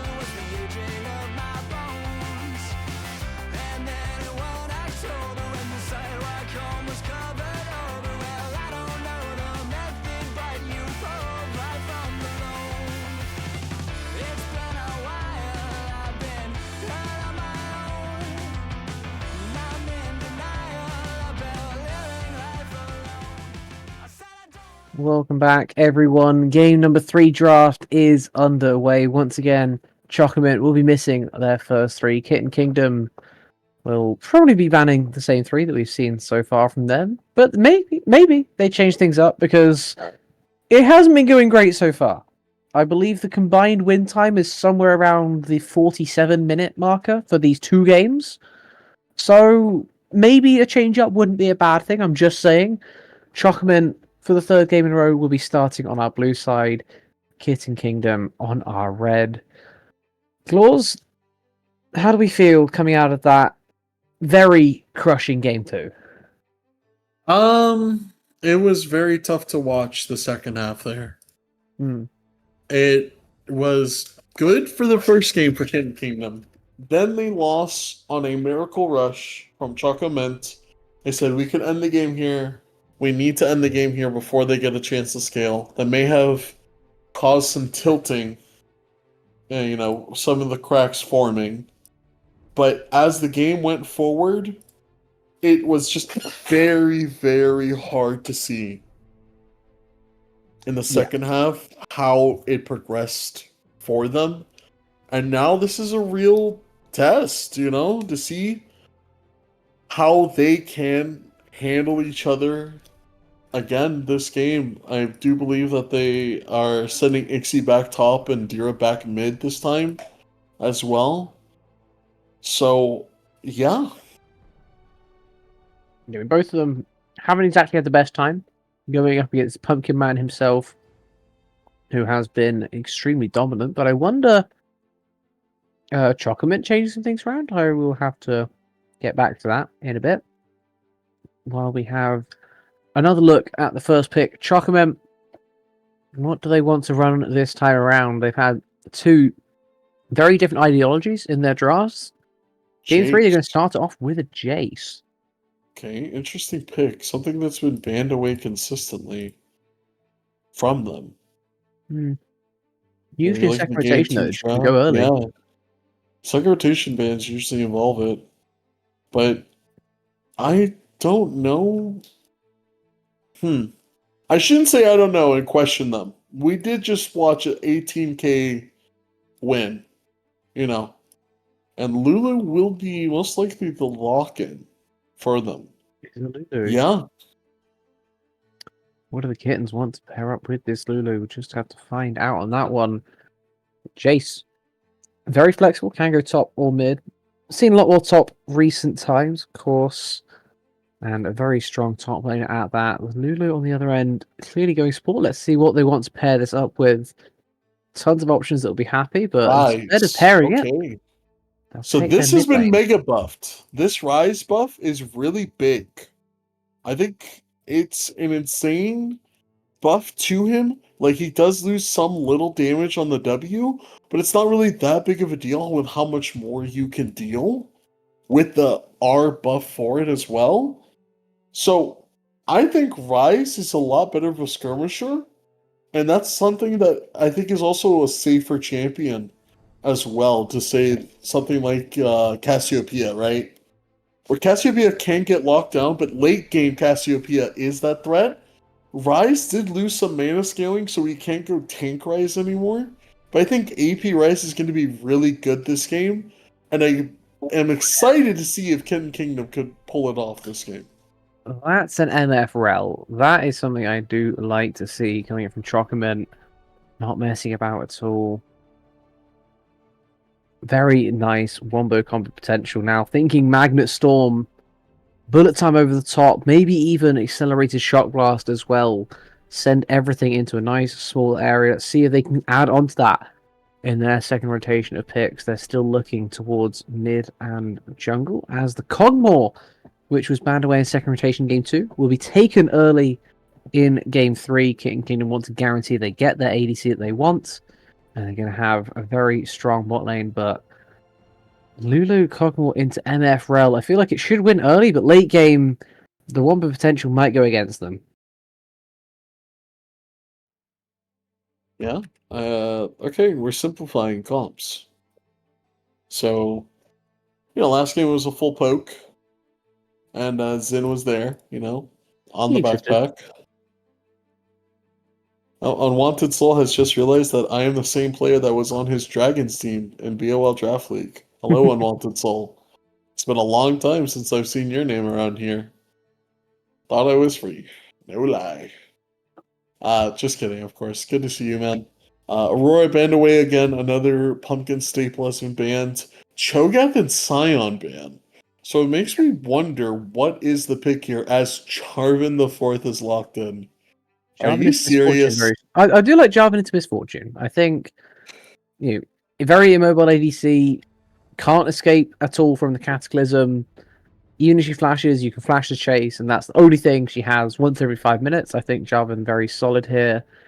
Clearly wants to give this Jace a little bit of protection. Don't want to have him going up against those Giga tanks in the Cho'Gath and the Scion. A little bit of late protection after taking him so early. Let's see what Chocolate wants to go across the rest of the map. They're going to take a Lydia in their jungle. I wonder what that does to their mid lane. Do they want to take it double AP into the Rise? I think you can probably get away with it. Top lane going to have to be something facing towards the front line as well. And the other thing towards that Jarvan pick, well, I'm thinking about it, is that you need an engage, right? When you have an Enchanter support, Ornn is already taken out because of Fearless. There's not much else that you can have that enables you to engage, and an engaged jungler like that is a very solid choice.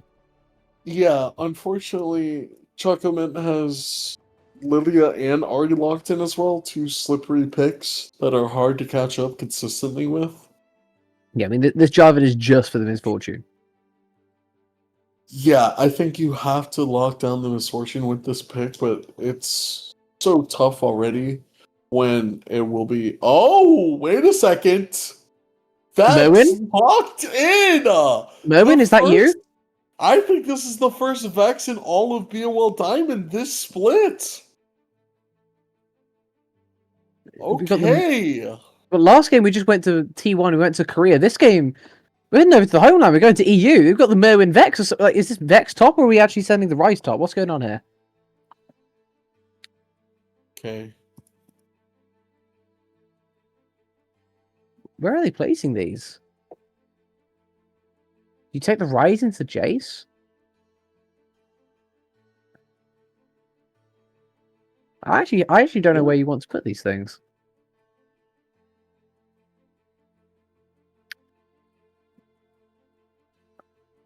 Well, either Yeah, way. you take Rise into Jace, you go top with it, go Vex mid. Yeah, I mean, it's fine. Okay. Rise is perfectly fine into Jace. If he dodges. Just got to dodge. Let's find out if they can. Just We'll be gotta back, of dodge. course, with game number 3 once we're through the client draft and the spec delay. We're back with that all-important game 3, an elimination game very early on in the night. We'll see if it is the only one, or if the Killer Kittens will be able to hold on. We'll be back in just a bit.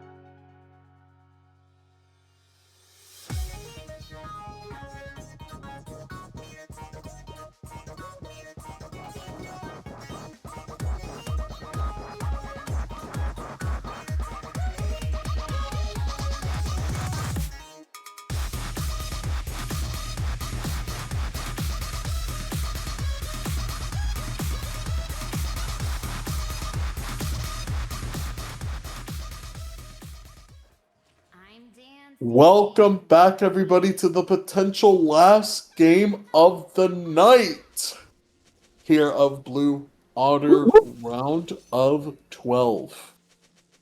Starting this off, of course, it has been ever since about, I would say, the last 5 minutes of game 1 and all of game 2, it has all been Choco Mint. Yeah. It has been complete Choco Mint supremacy. Let's see if they continue it. That's the big question we have coming into this. Can the Kittens reset their mental enough? Can they move past what they just experienced and get back on an even playing field for this game 3? If they can't, they might just be out of Blue Otter Diamond. It is as simple as that. If you lose at this point, you are gone. Chocomint have 3 games to close this series out. A great place for them to be, as they look a little bit interested about what's happening in this bush. They get a ward of the Raptors that has been spotted.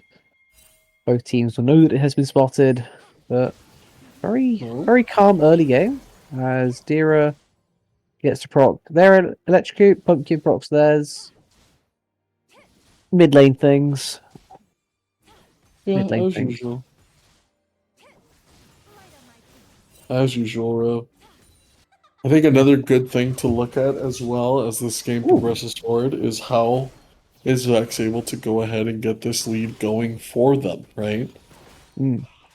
Are they able to get a lead at all? Yeah.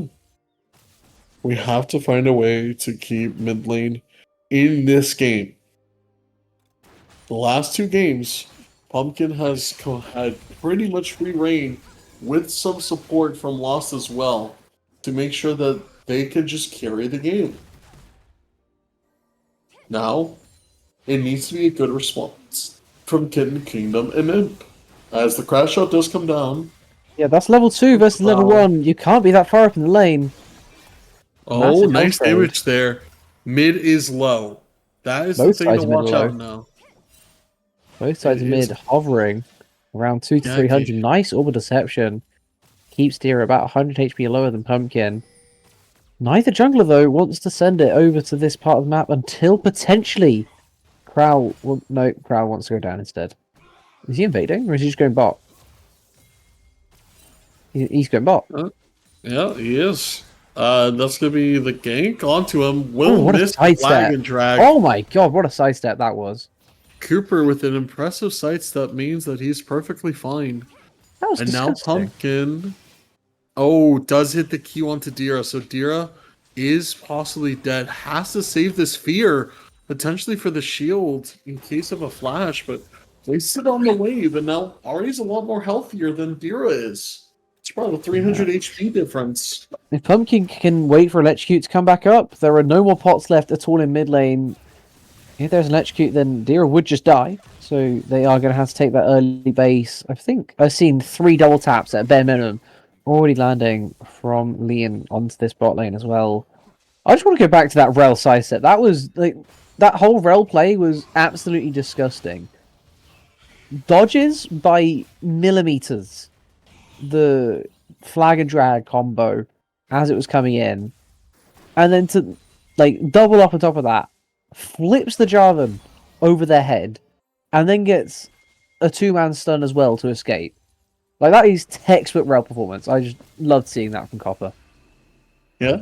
And not important, in a bit of trouble here. We'll be able Not to important, dodge not the your fear crab. though. Yeah, it has to burn the flash though. So that is Yeah, literally a Pumpkin's here. flash. Oh, nice here's the charm charm. onto Dira. Get some good damage onto him. Now Lost is trying to go in, but Flag and Drag will Yeah. be up soon for this Jarvan. We'll be able to escape. He goes Actually in? chooses to go back in on unimportant. The big Flash there. It's first blood already Right. there, but Pumpkin gets double buffs, and that is no flash on either side. The Q is coming up soon. The Oh, auto, okay. the flash, electrocute confirms it, and Pumpkin lives. And now we Flash have went another back. flash going forward. Exhaust dropped onto Misfortune. Oh my goodness, Lead lives. Will die to the Cogmore though. No, he won't die to the Cogmore. Cogmore got Will destroyed by takes Cogmore it. too. They just Wait stood a there. second. Oh, Copper does miss it. If Copper hit that Q, he would have killed the Lulu as well. But Lulu takes both kills. But a big turn in mid as they just decide to go straight for the Lilia. It cost them both their lives. And now Pumpkin has double buffs again. Pumpkin again getting another humongous lead. And interesting choice of back, actually. After already finding a cheap Dark Seal back, this time going Blasting Wand and an Amp Tome instead of the same price for roughly the same price for a Lost Chapter. Probably going towards the Malignants, as most Aries are doing. They seem to have moved away from the Rod of Ages that was infecting them for a while, as Mew and Kitten may be caught out under the turret. Gonna have to flash. Oh. We'll be able to claim 1 copper. Yeah, that was a freebie. I just closed my eyes and pretend I didn't see that. We're moving on. Yeah, just keep them closed. Yeah. And now Lean is most likely dead. Walks back. He walks back, so he has to flash. Yeah. Okay. Congratulations, you did a bit more damage to the Cogball. Now you don't have a flash. This is looking a lot like game 1. There was some Yeah, antics. well, it's definitely not looking here. like game 2. There's already double the amount wait of a kills that we second. saw in game 2. We'll be able to get the shield to cancel Cogbal's back, but does not hit the space and kill! No. Oh no, oh no. Turn it off, Make it stop. And now Jace is potentially dead as the flash has been used. And now, he lives, but now here He's is so Imp. dead. Imp, can he get the important flag and drag? We'll be choosing to hit him. We'll be able to claim that one. No. Crawl? Oh my god. Oh no! Oh no, make it stop! Make it That was stop. funny. That was funny. I'm not gonna lie. He actually died. He took 1 auto attack from Jace, got grass rocked, and turned just shot him just gave him back shots 4 times. And he just lies there on the ground face first. Oh my god. Why are we diving people? This game is cinema. I don't care anymore. Rel 1v2, like Rel level 4 diving a Kog'Maw, full HP, under tower. Charmin just getting 4 back shots at the tower, dying as well. Oh man. Okay, don't worry about it. Pumpkin is still ahead, but unfortunately Pumpkin cannot kill this Kog'Maw if Kog'Maw is able to get a lot ahead early. Pumpkin dodges that one and does hit that the orbital power deception. too. Yeah, That is disgusting. Cloud Dragon is up, and it's a good wave management for bot lane here. Kog'Maw Lulu just trying their best here to space. Oh, I think they're going to do the old-fashioned trade. The first Drake for the first grubs. Unfortunately, there's no second grubs, but with the delayed timers, Crowl taking this bottom Drake is going to be on the exact same as Not Important taking this top. So it's not that bad if you don't look at the CS difference mid lane right now. This game is still Kitten Kingdom's favored. Just don't look at it. Okay? I'll look at the Cogmore instead. I'll look at the Cogmore instead. Nice. Yeah, Kog'Maw's been doing some big damage here. Yeah. But yeah, there's the trade. Unfortunately, Dira is down about 25. Kind of tough, but it's alright. You know, sometimes it happens. Another thing as well here is how to see they can find this in here. The Voidings will be going down. The shield has been broken by Lulu. Lean so many will go ahead and get low. Oh my god! Find a way to trade it, and this time Lean will get the kill confirmed to them. And here is Ari TP on a Lulu, and Lilia's over the wall. Lulu chooses to not take the blast cone. We'll choose the poly instead. We'll be going in. Flashes forward from Lilia. Sleep has been dropped. And now the aftershock wakes them both up, and it will kill Popper. There is no way that aftershock just trolled him so hard. What is happening? What is going on? Aftershock wakes them both up, and they will Get the kill off of Oh, by his it. own runes. That's insane. Where else will you find this apart from BOL Diamond? One of one. Oh my god. And One now of one. Pumpkin will be roaming top up now 30 CS on this Vex as shutdowns Still do no go maneuvers, away. though. Jace will be going in. The Vex That actually is is gonna be item Phase first. Rush. Yeah, Phase Rush will be procced here though. And it will be the ult away done successfully by the Rise. So able to use the Realm Warp and get out safely. Lean does There's not no way have the that Vex ultimate has yet. item advantage right now. Oh my god, that was funny. Like, I'm sorry to drag you back down to earth, but like, what's going on mid? How does Vex have item advantage in this matchup? Pumpkin's TP to bot lane has cost him so much here because he didn't get to base at all. There is no way on earth he doesn't have enough money to go get himself that item as Jaden. Oh. Unfortunately, you're gone. Yeah, unfortunately, this time the top lane fight not as close, and Crawl does not have to tower dive as Lean walks Why are we forward. doing with this? support in a position to help him. There is no sleep button yet, but that's Oh. a big ultimate. Will it be able to find two? The answer is yes. Bullet It's 2 for time 2 though. claims a double, but It's 2 for 2. Caldwell gets two. What is happening? What is happening? I don't know how on earth he managed to get the Lilia there. I thought Not Important was safe. He was standing so far back. It looked like he was safe, but apparently he wasn't. Pumpkin has managed to back and get himself that Malignance. What a play from Kitten to balance out another rough play. That's a 3v2. They go 2 for 2 on. And sure, the Wade dies, but you know, who really cares at that point? You managed to go even in a numbers disadvantage play. You're able to get the advantages elsewhere on the map as Jaden finds a lovely trade onto Ixie. That is beautiful to see. Yeah, and there are no bounties anymore. Right games. Yep, don't worry. Oh, hold on, the bounties are back temporarily. Yeah, Over under 10 the second you're seconds. slightly losing, you're no longer worth a bounty, even if you're 7-0-0. So Pumpkin is not worth a bounty right now, but the 101 rises because he hasn't died yet and he has a kill. Watch out for him. Yeah, oh, and Jarvan has a bounty again. Hold on. No worries. Ixie? I mean, he's getting though. They want Will this be bounty. hit right They've seen there. he has a bounty. They want him. They want it bad. That was not. Oh He tried to my predict the crash. God. Oh no, the Well got it. My goodness gracious. That was a Rel that did not need that kill.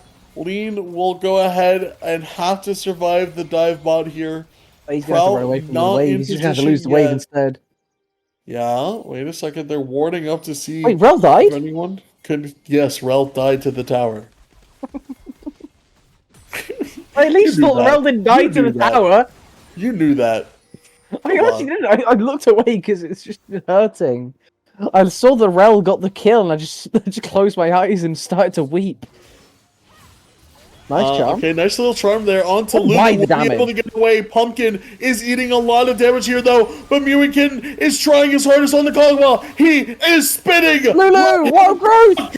As they will be able to find more kills here in the bot lane. Not important. It's too late to do anything to change the fate of Send it, this Mira, send fight. it. No fun. And it is not enough. Pumpkin not having enough damage yet. Crawl is getting hit up and locked up, though. Dragon is starting to get hit. 3k, not important is here. Can they All find comes down an to angle Swell here? Seed. There's the bowling Only ball. onto one. Yeah, I'll be it's going gone. on that. So that is 2 already, an Ocean Dragon. And it means that we will get either Chemtech or Hextech. And it is Hextech Soul with a Kog'Maw. Good Yeah, that heaven. sounds balanced. Hextech Soul, 2 away for the Kittens. As another charm connects, that's Dira losing another massive health trade. They're going to go again. I mean, it feels like Oh. we've watched this happen about 15 times. Okay, The this time 16th Lean goes won't their die. way. Does the Cogwell trade it back? Oh, that was close. No, big damage here. Big shield. That was the W Eclipse shield happening at the same time. Alright, so who goes Serpent's Fangs? This is Jace. This is a Jace thing to do. Yeah, I think it's a Jace thing. Feels like a Jace thing to do, especially after he has a Ghost Blade. Yeah, he has a Ghost Blade. The sooner the better, because my god, those shields are huge. Lulu. I could be Serpent's Fang on Misfortune. Could? Hmm. Wait, that's a Misfortune going Manamune. I'm used to the Misfortune. Pumpkin ults? Yeah, whatever. Misfortune is meant to go like Bloodthirster into crit. This is not that. You know what? Pumpkin deserves it. After the series Pumpkin have, they can do have whatever he the wants. Aureole. He can do Yeah, what he they can have the Aureole. It's okay. No worries. It's on Malignant's cooldown. It's not even that bad. Yeah. Charm does go wide though. Mew and Kitten is hiding in the bush. We're gonna have another fight again, and Leon has to burn Flash again to get away. Oh my goodness, this Kog'Maw just wants to fist fight every single chance they get, and it's another early game objective going the way of Kitten Kingdom. 2 dragons and now Herald. I mean, So he wants to fist fight because he's stronger right now. He might not be stronger once 4 members of Chocomint arrive to bot lane, but Mew and Kitten, he's actually just going to find the first one for free. Okay, He hasn't even Pumpkin's realized here that the now. gank is happening. Charm doesn't go half wide though. Here's Rel running in. Oh, just get the flowers and then die. Oh my god. Oh my No, wait, god. he's out. Oh, He's out. Oh, No, he's going in on that pumpkin. Oh my god. Oh good. Oh good heavens. And he is dead. I don't know what's happening. Honestly, this game has become a complete fiesta. I don't even know. 2. Please don't just randomly take turret shots, crowd. Yeah, good. We're learning. We're not taking random turret shots. But both solo laners of Chocomint have fallen in that previous play. One on the top side, one on the bot side. Needs a lot of towers open. Ari of Pumpkin going to TP back into mid to try and save as much as he can. But top lane also losing out a ton. Gold is now swung very much so in the Kitten's favour. Up 3k now as Mew and Kitten. He's doing it again. He's looking for it every single time because he knows that he's so strong right now that he can do this. He can get away with making these plays. Okay. Nothing will happen from it because Lean's Two not item even Java. in a position to help. Yeah, that is not the first person I expected to be 2 items, but it is a 2-item Jarvan. Oh, and Lean is dead again. There's no way he'd be letting minions just die to the wave, right? There's no way he's in that bush the whole time. He's in the bush the whole time? Oh no! I mean, this is like starting to get like short-term memory loss. Like, Kog'Maw has been in the same bush 5 different times. Oh my god, Kog'Maw's in the same bush. There's no way he'd do it in the 7th. Is going to die. He will get Cataclysm and locked down. Not important. We'll have to burn his flash as well. And that is kind of bad to worse. It's such a greedy back. He doesn't need to dive. He just walks back in the lane. Takes a couple of seconds to not die. Like, it's a choice at this point.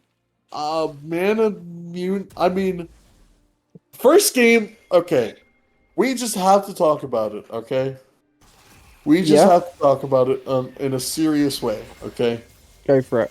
First game, this guy locks Ashe and goes Bork Ashe. Okay? Yeah, doesn't get to second item because the game ends before he can. Doesn't get to second item at 25 minutes because his team ends the game for But I think he was going Phantom Dancer. He had a zeal. Okay, so it's Bork Phantom Dancer first game. Last game. Oh my god. Hold on. Hold that thought.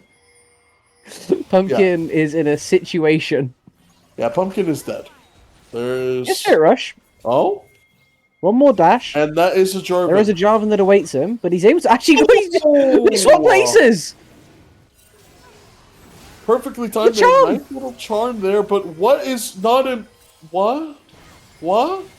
Not important. Will only hit that on one Kog'Maw. It's still pretty much untouched. The Relegage is here. They're going in. Jace is now there. Onto Dira. Oh, what a wild growth. Goes completely wide.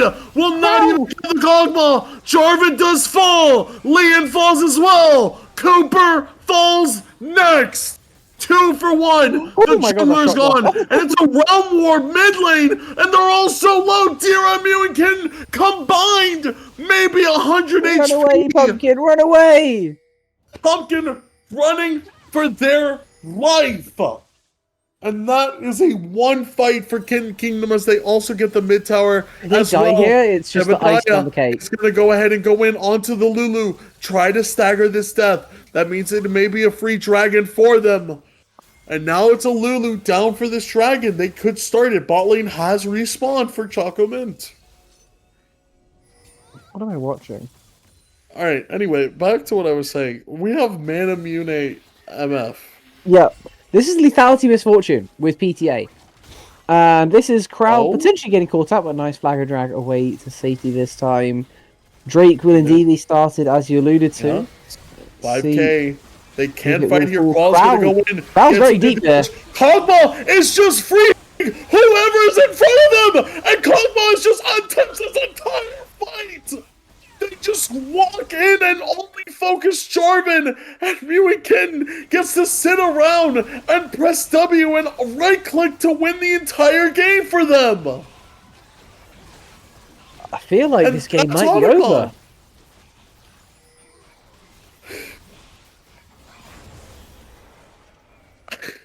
I think we're just I done. don't even know like, what to say. I wrap don't it even know up. what to say.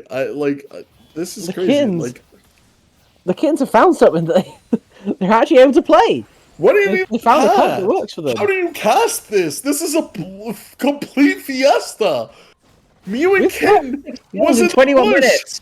5 different times bot lane, and Misfortune walked up 5 different times. What do you like? It's still This funny is though, the isn't it? definition of insanity. This game. At least it doesn't stop getting funny, because every single time it happens, you can see it happening. It's like a train wreck in slow motion. You can't stop it. You can't It's look just away. always It's gonna so happen. entertaining. Well, not entertaining. It's hold on a second. Let me rephrase that. But yeah, first tower was secured from that top lane. 7k So gold lead. That's what we Yeah. have right now. 7k lead yeah, for the it's- Kittens. They haven't found themselves in this position today. They've been far from it. They've been 18k down, but they have not been 7k up. Let's see what they can do if they can keep scaling this lead. No objectives for the next couple of minutes, but they do have a whole 2 lot of minutes Kittus. here. Lucy Lullaby, though. And that's going to be a charm onto only Lulu. And Kog'Maw right now can confirm 1 trade back. But that's a big shutdown to the Misfortune. Vex not able to help, and now they will be going for top. But Crow is hello. here. Will hit onto Jace. Will lock him up. Does have Cataclysm. Will decide to not use it yet. Will not hit the swag flag, and it will be Jace running away, but there is the Cataclysm dropped, and Rel's going back in, going to Dira, full hit. Dira will now just drop the sends ultimate, it? and they will get the trade back. Where Psychos? And will also live as well. Cooper, my friend, On the damage. you are gone as well, and it's a 3 for 5 as the Jarvan showboats on the corpses of Choco Mint. It's a wallet diff. You're trying to make fights that you cannot make happen. And unfortunately, Chocomen, they haven't respected the fact that they're this far in the hole. They're this far behind in the game. That's a Jarvan. We pointed out he's had 2 items for like 7 minutes. So long, in fact, that he's just got himself a 3rd one in the jungle at 24 minutes. He is insanely strong right now. Every single member on the side of the Kittens is insanely strong. It's a 2-item across the board. Whereas you're looking at the other side, Pumpkin was fighting before he had the Shadow Flame. Not Important was fighting before he had... did have it. Okay, Yeah, he did slight have it. on that one. But we're But fighting without Serpent Swang into Lulu. Not important does not have a Doesn't have second item Zonias. at 25 minutes. And Imp has 3. Yeah. So if we could get a quick little gold check, Mr. Observer, that would be wonderful. So Cooper has to run away now from this fight. And I Okay. think Cooper will be able to get away from it but that is a 4K lead. 4K gold lead That's in half the this gold lead. game right now.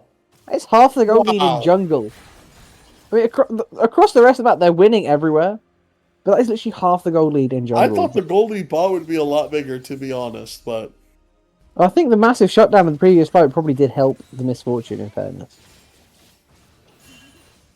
I think that's probably tilted it a little bit back the other way. Getting some of those BL shutdowns. Kitten Kingdom on the resurgence this game. I almost said reverse swept urgence. I don't know why I said that. If Dira we get reverse will sweep, be then hit. that's... Oof. Oh, that's a heartbreak if it's a reverse sweep. Choco then. They won the first two games with 47 minutes combined. How is this game 3 going? How is it going this way at all? They were meant to be demonstrably better. Yeah. They were meant to be so better. Oh, Pumpkin will drop the ultimate, not able to get a ton of damage off, you know? This Some point, Jarvan by the way. also has the chain laced shoes, I think that's what they're called. Upgraded Merc Tread? Yeah, upgraded Merc Treads as Ari will be knighted this game, but that is Soul Point. And this is going to be Can they Soul even get in started. there? It's already down to 5K. 5K. Crowd will Crowd go wants at to night again. Will insta-bomb! Lilia! Uh-oh. Here comes Vex going in! Cooper trying their hardest to do what they can! Lane is not long either! Boom! That is the Demon Rise diff! As it will be a pop-off game from this Rise doing as much damage. Buff this game as I did say. Good heavens! It's a stomp. It's a stomp the other way. I can't get over how different this game has been from Game 1 and Game 2. In terms of style, it's probably pretty similar to Game 1, because that was also a bit of a clown fiesta. Game 2 was just an absolute stomp fest. But this one here, there have been kills going both ways. We're up at like nearly 50 kills. We're up at 49 kills in 27 minutes. That is unheard of levels of solo queue going on right now. Everyone is just fist fighting for the sake of it over whatever they can, whenever they think they have an opportunity, even if it's not an opportunity, even if it's just like the opposite of an opportunity. They're still just going to fight because they may as well. They just keep trying to fight and see what happens. And unfortunately, for Chocolate this time, the fighting isn't going in their favor.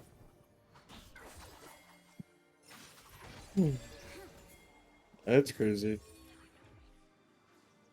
They're crazy.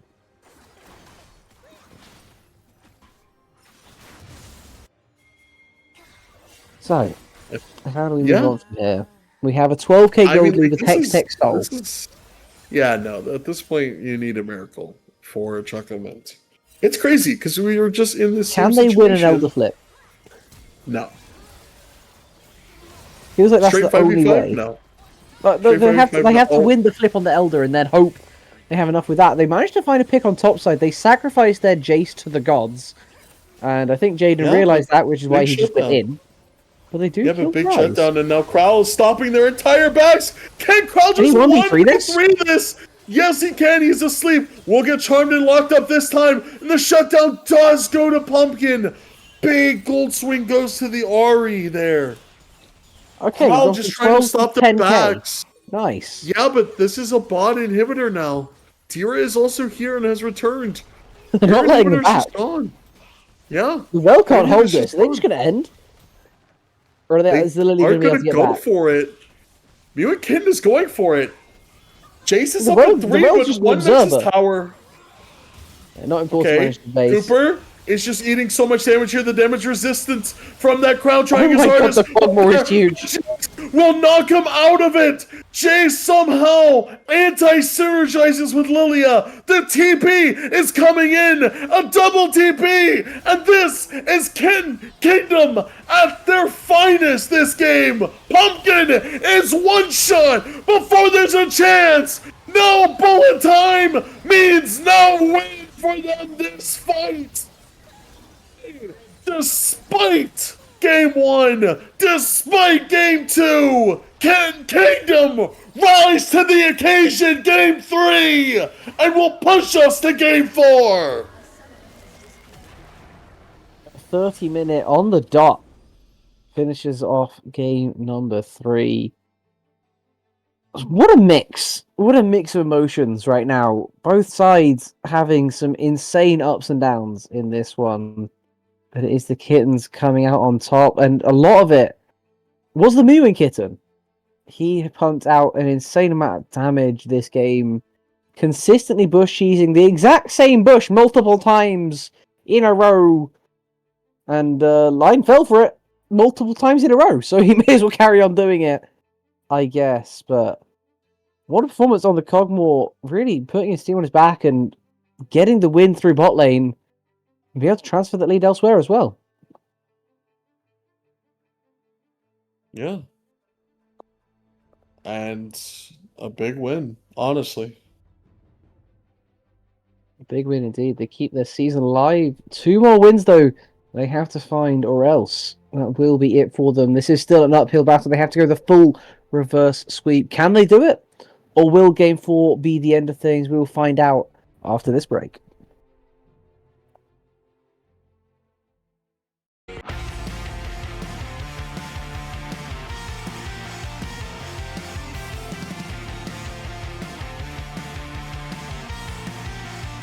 I'm always screaming my words out till my head starts spinning. Playing my songs is the way I cope with life. Walking my voice out, know the words I speak are the thoughts I think out loud. I like to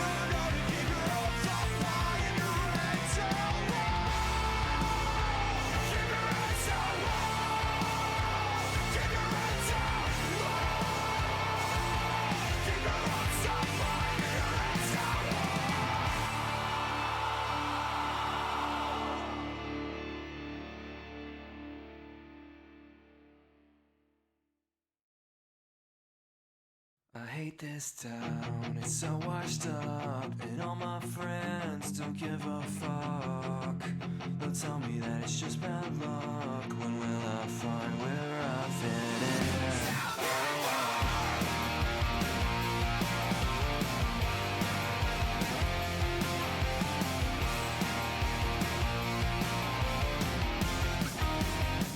Remember when I tried? I never strayed too far from you. Forever by your side.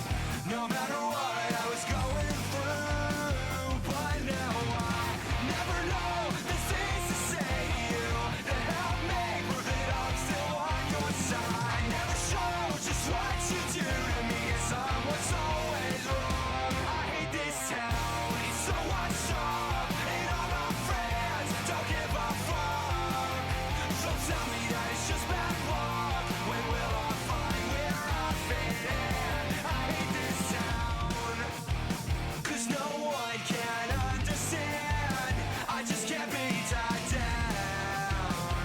Nothing comes between me and my plans. So now I never know the things to say to you to help me prove that I'm still on your side. Welcome back, everyone. Game number 4 draft has just begun. Kitten Kingdom this time will be on your blue side for the first time this series. Chocomin getting side selection after losing, choosing the red side. They will, of course, still be missing their 3 bands, but Kitten Kingdom will have 3 of their own to take if they do so choose. Hint, hint, nudge, nudge, please 2 ban. Nope, they missed one. Okay. I'm not confused, right? The Kitten Kingdom is the team that's allowed to ban stuff? Yeah, I don't know why they just did that. Okay. I just want to make sure I wasn't, like, crazy. Yeah, they could have banned. They were supposed to ban first rotation. Huh.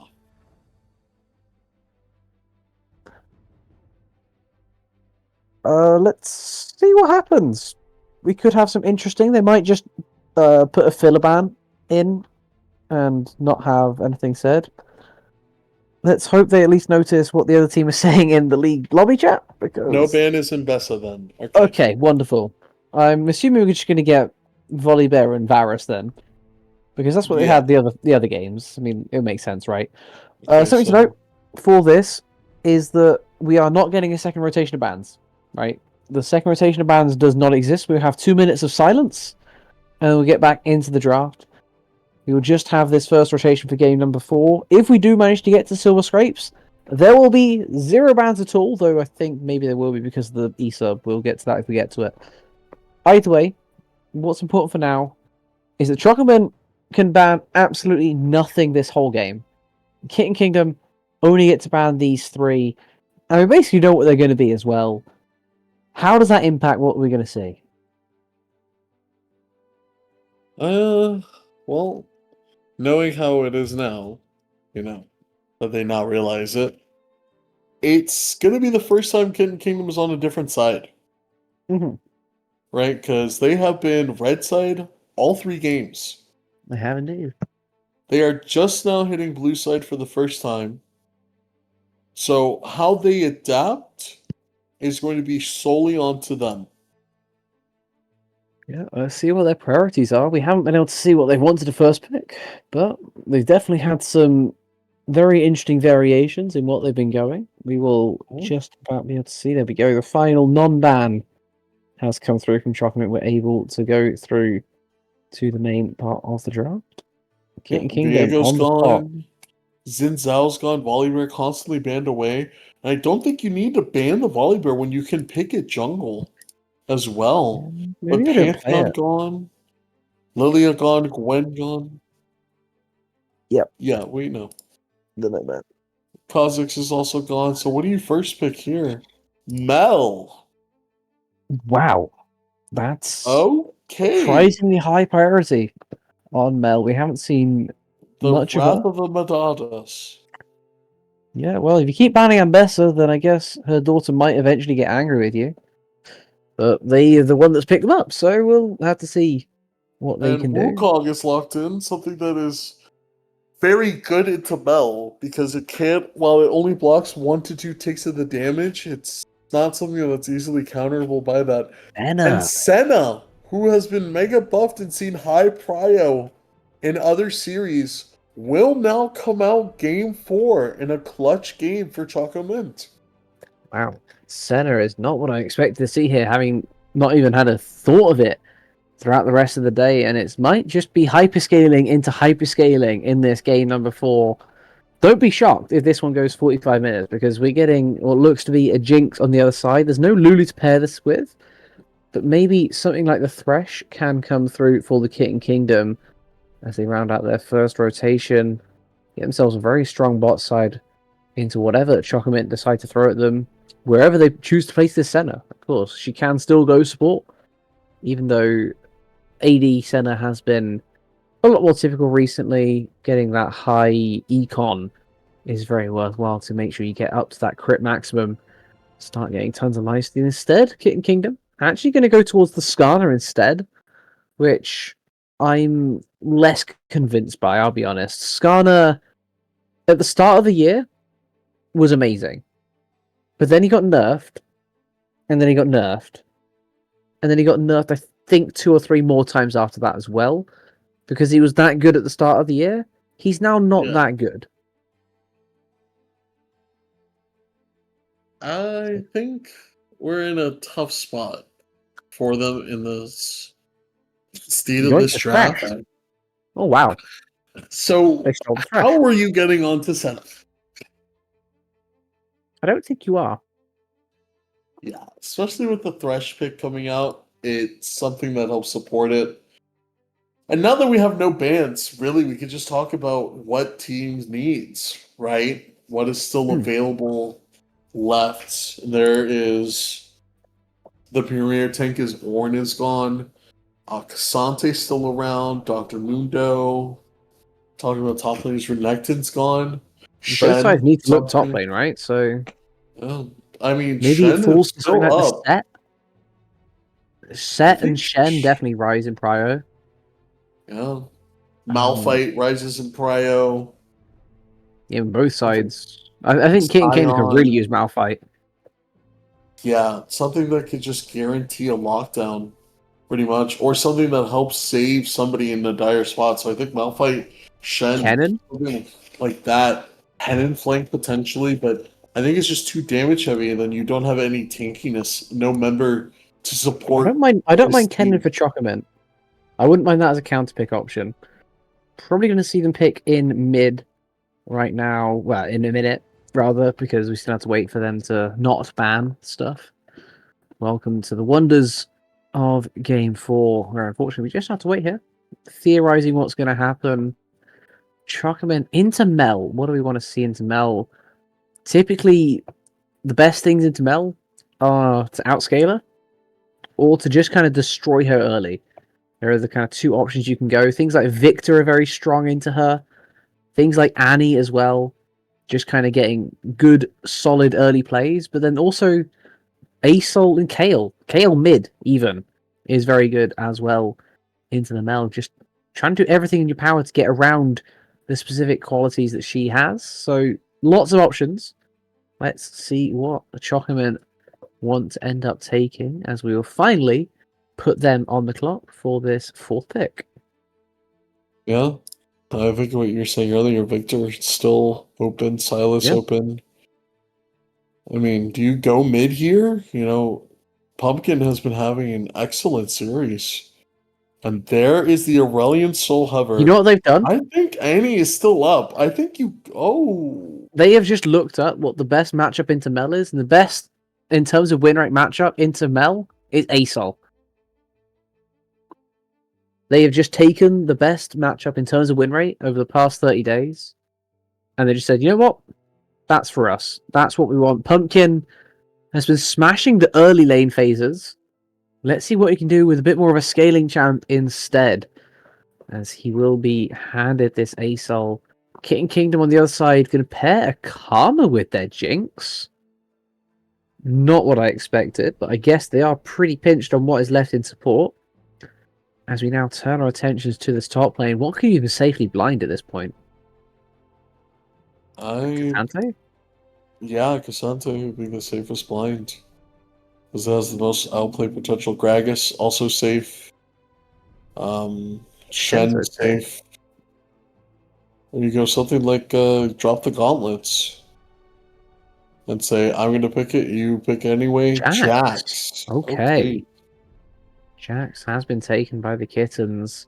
Chocolate now one final pick to round out their draft. Looking towards the top side of this map, I think the Kennen is still definitely an option if they do want to take it that way. They want to just go full burst. They could look to really draw the game out. If you get yourself a top laner that is very strong for the first kind of 30 minutes, that's great. Or you can make choose a Mundo who is not strong for the first 25 minutes and will get strong after that point, become an irrepressible split push threat, and hopefully you win the game from that. Both sides have gone for the most scaling they could think of. Apart from jungle. Jungle's not allowed to scale. Yeah, no. I think Chocolate win in terms of scaling. Just going to throw that one out there. Yeah. Senna, I think, Asol, and Mundo. yeah, you just need this Wukong to bridge the gap from that point forward.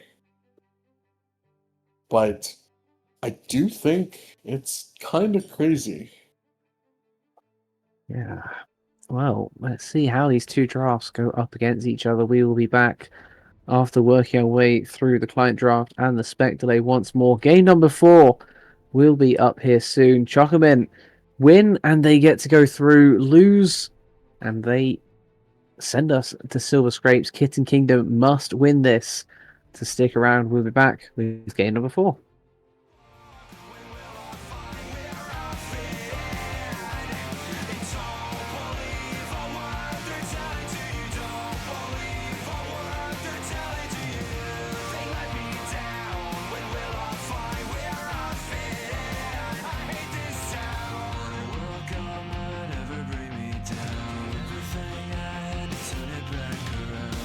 Times were something.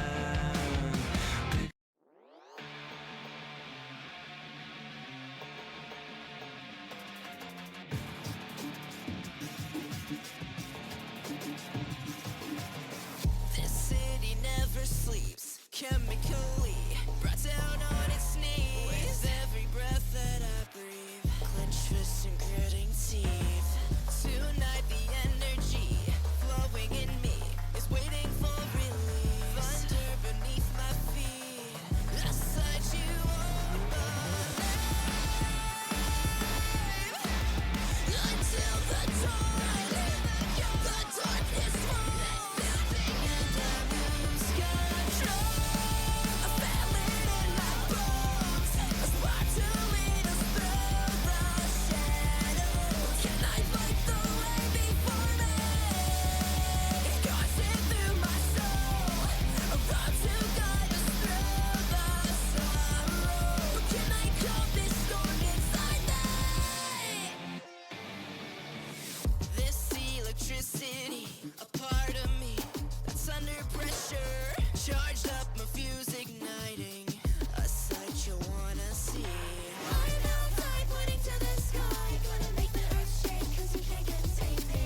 Voltage burst through the black of my eyes, put my finger on the trigger and I'll shock you, baby. Against the odds, until the dawn, the darkness falls, and I lose control.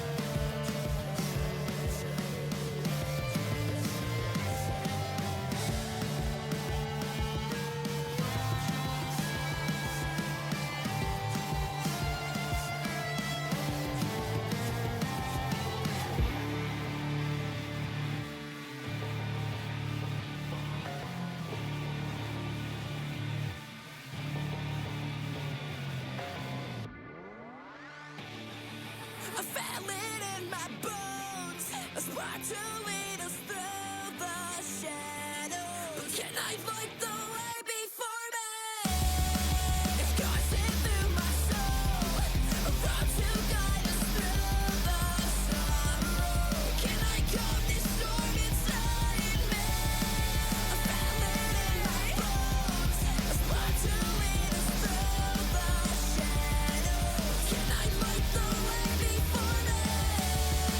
It's coursing through my soul.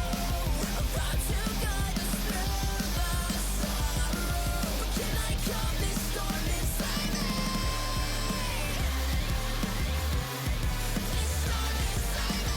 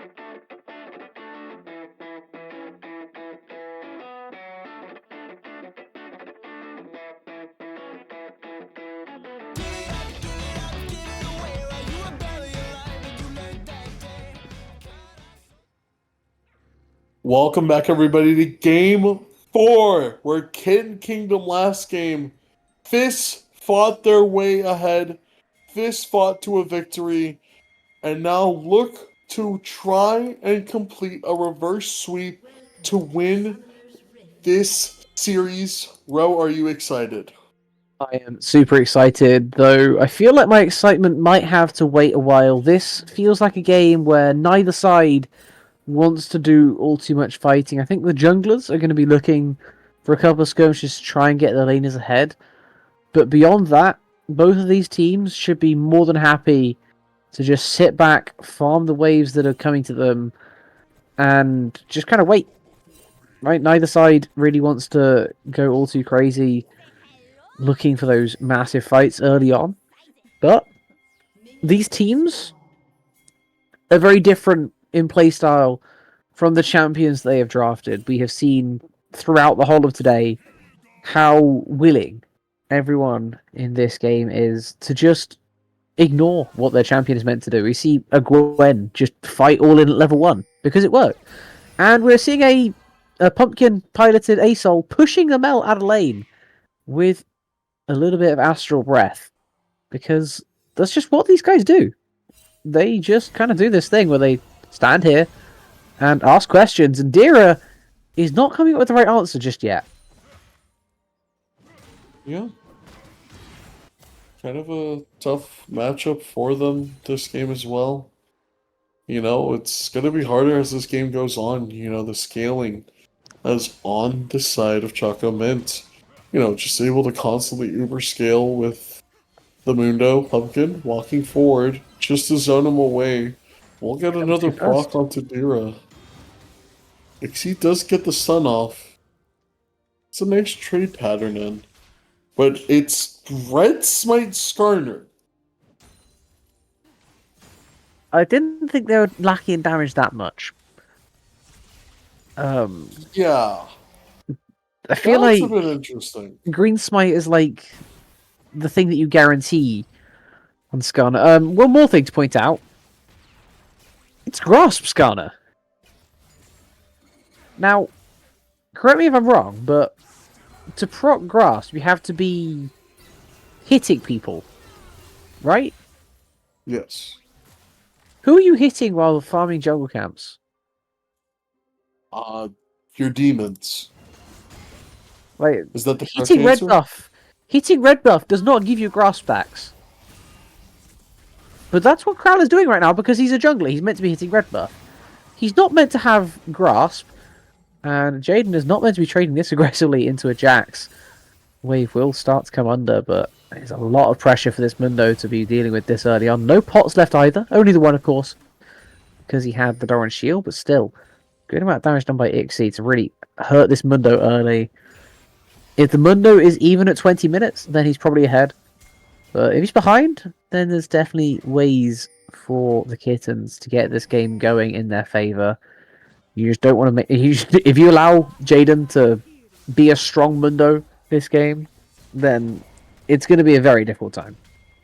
Yeah, it's in a lot of Right, trouble well, we're here. fighting. We'll go ahead and hook onto Cooper, but Cooper gets a big 3-man flay because of it. Oh, what a and that's heal! going to be one kill going down to the center. Mewing Kitten has to run. Pumpkin has W Does reset. love the ghost.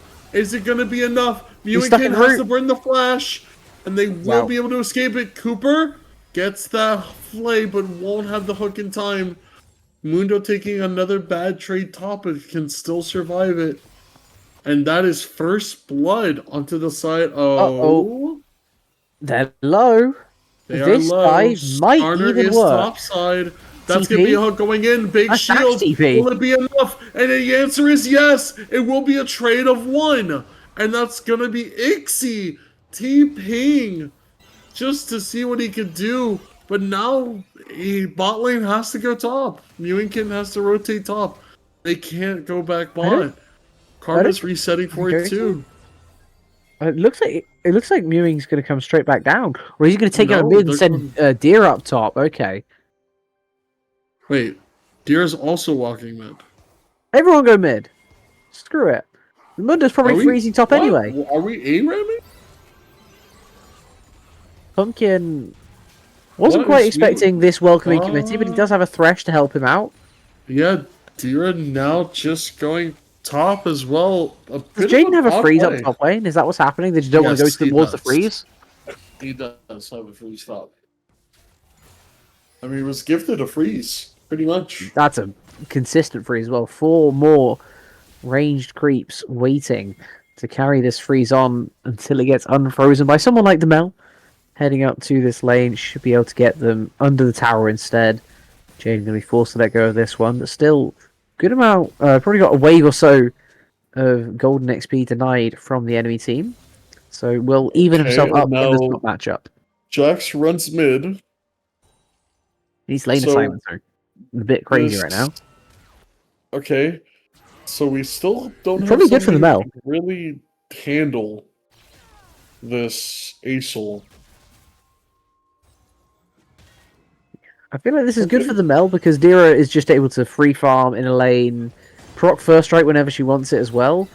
Pumpkin somehow avoiding counter strike range, it didn't look like he had, but he managed to just about escape with that astral flight. Yeah, now another big hit here. They will be looking on Valve. And that's actually going to be the gank behind by Skarner, but he is indecisive with his E through the wall, so he does just end up missing it. Now non-important is here onto Ixie. Pumpkin will be able to drop the star, and it won't be enough. Able to just get away with Pumpkin's life. Not important.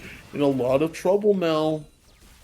Will survive it. Jax with the 1v2 almost wins it. Dira Maximum now dosage. getting ghosted, ulted down, but I don't think you Doesn't have have enough damage. here. Yeah, that was Still got the flash out. Flash Yeah, for that's Ghost, true. I think you take, because Ghost has that shorter cooldown, less important of a summoner spell. It doesn't help you necessarily in your top matchup, but it does definitely help when Pumpkin heads back over there. He'll have flash advantage in about a couple minutes' time. Yeah. Now, how do you get this going forward? The Which question side? is, yeah, how do you get this game back going forward for you and Choco Mint? You know, get your scalings going in. Ixie will be You giving don't try non-important and a lot all of in for this trouble. Drake that you've already lost. That's what you Oh, don't do. nice play there from Cooper. Is actually going to be able to save a lot there. Not important. Is still caught though. That's the karmic No Mount flash. W. The Senna ultimate to try and save him. The Zap from Double Jinx rocket.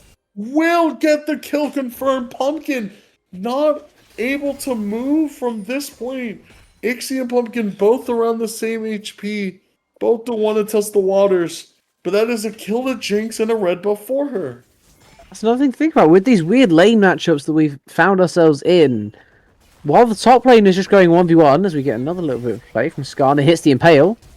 Oh, nice job there. We'll be able to find Cooper, lock them up completely. And that is Feat of Warfare done for Kitten Kingdom.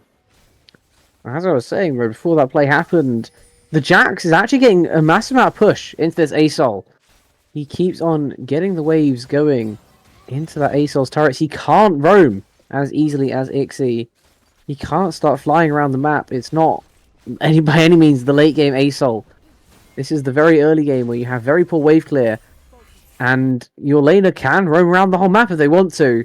They can push you under, make you farm your wave because you need to get that farm for your stacks. To get strong yourself, you cannot afford to let it go to waste. You just have to sit there and hope that whatever they're doing doesn't get as much value as you do just by farming your own wave. Yeah. I think we're in a good spot here for this. Jinx does have the BF completed as well. But Static Shift online soon for Senna. Is Kitten going IE first? Or is that pickaxe just for show? I have no idea. Pumpkin is going to eat a lot of damage here from Ixie. That's going to be the ultimate star in drop, his face. though. And Ixie will go ahead and get the Oh, what a power. play. That's the jump. Stopped by it. Ignite is dropped as well. Will Ixie fall? Heal. The answer is yes. No, yes. The He heal from does Valve Index fall. got anti-healed by the Ignite, and it didn't do enough. And a Wow. big kill there as Pumpkin also fell to the Jinx rocket. And now this We is did. grub started for Kitten Kingdom. Jinx had to cancel their back here in bot lane, backing on a ward. You and Kitten, we saw what you did in game 3. They have become very aware of your tricks. You are not allowed to do anything on that ward anymore. That is not allowed.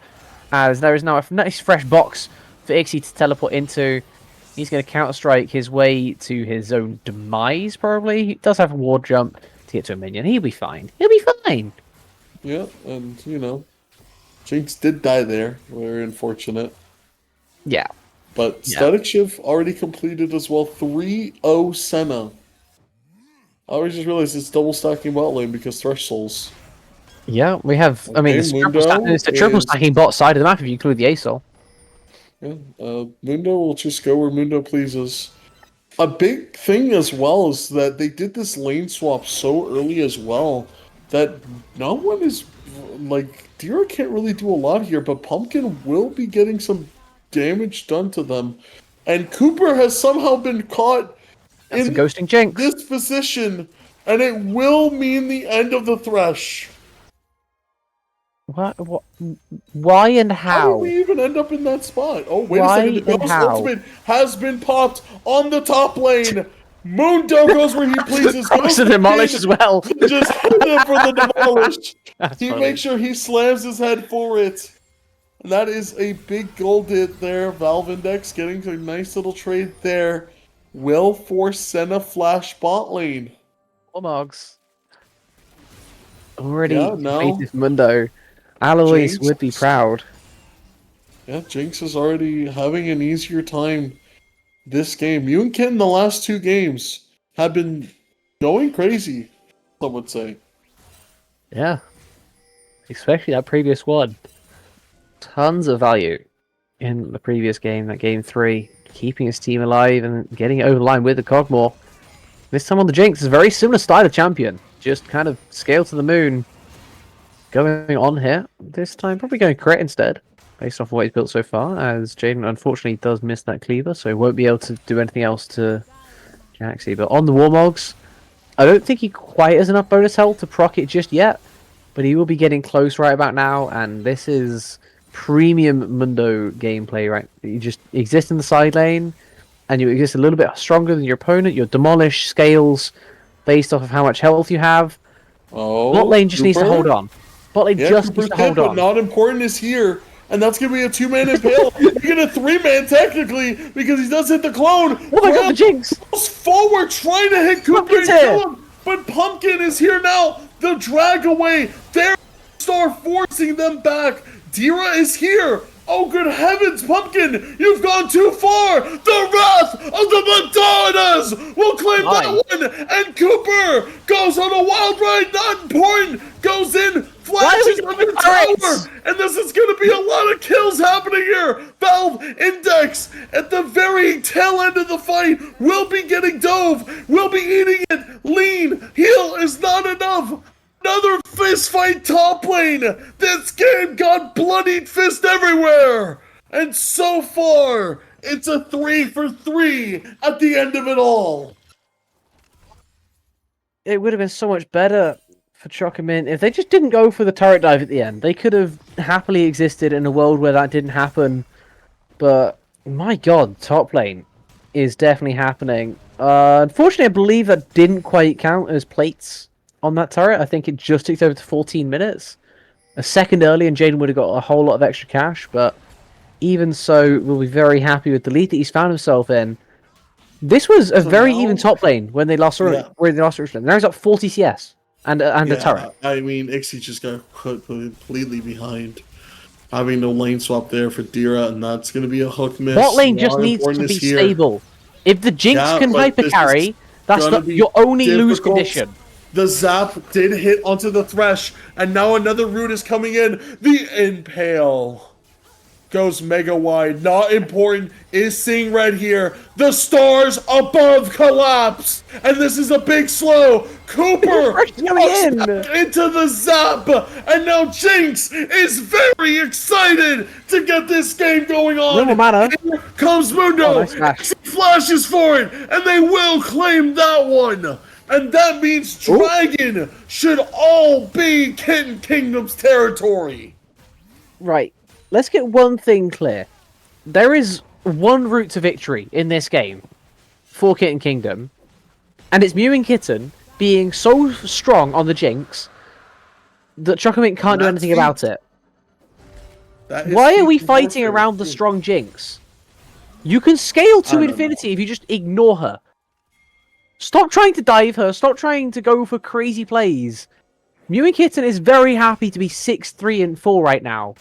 They'd be happy to be 3, 6, and 4 because that means they have 3 kills of gold. Now they got 6 kills of gold. They have so much money from all this needless fighting that it's making up for the difference in farm. That's different to like the Mundo, for example, at 160. You can just farm. You stack infinitely. You scale better than them. Don't feed this Jinx. Yeah. This I want my is The soapbox is gone. Oh, okay. So this is reaching a point where lean is the carry for this team. This game, Black Weaver coming in soon for them. You know, the Senna build very popular, but it's feats because of it. And the early game objectives, game 3 and 4 for Choco Mint, have just completely disappeared. Yeah, I mean, You know, they kept the foot on their gas game 2, and then game 3 they let up a little bit. And because they let up, they just got manhandled in the second half of that game. You know, Speaking of manhandled, that turret has just been manhandled. Yeah, this window is scaled. Yeah, I mean, he has Heartsteel as well. Ixie needs to be careful about walking too far up and giving him a free Heartsteel stack, because that would be about the worst he can do at this point. This Mundo does not need any more bonus health for free. He has enough now to proc that Warmogs as well. Any trade you do will not matter. Ixie could get him down to 100 HP. If he doesn't get him down to 0, that Mundo may as well be full HP again. Every bit of health you trade is only bad for you right now. And that's half your health gone, because that's a tank, by the way. Oh. Mel's going to turn up, though. See what Dio can do. Or if Jaden is just going to walk away and proc Warmogs and run around a bit like a Garen. There's a Garen in the bot lane, but better. Oh. He's back at full HP. Yeah, it's... Alright, let's see what he does into Mel now. Every single time, it's just send a new lane, send someone else at him. See if they can deal with this disgusting Giga Tank that has spawned on the Rift. 18 minutes, 2 items on the Mundo. Jaden, honestly, feeling like an unstoppable force that there are not many answers to for the Kitten Kingdom. Late game, of course, Jinx will be able to get through that health pool with the help of things like the Lord Doms. The full crit will get there. But in the meanwhile, Jaden's going to be very happy to play this role. And hopefully at that point you have things like the Senna having enough range where it doesn't matter as we make another play. Kitten, though, gets a reset from the tower. Yeah, and is able to just walk away. Does pop Ghost. So at least yeah, but it's something. Fine. It's perfectly fine. I think. I mean, it's just crazy, you know, like the fact that we're even in this spot with it, with how much bot lane was winning, and now Jinx is in a spot to carry. It's just also just no objectives as well. There's been no objective control from not important. This last 2 games just hasn't been able to get anything going objective-wise, losing all early game objectives back-to-back games.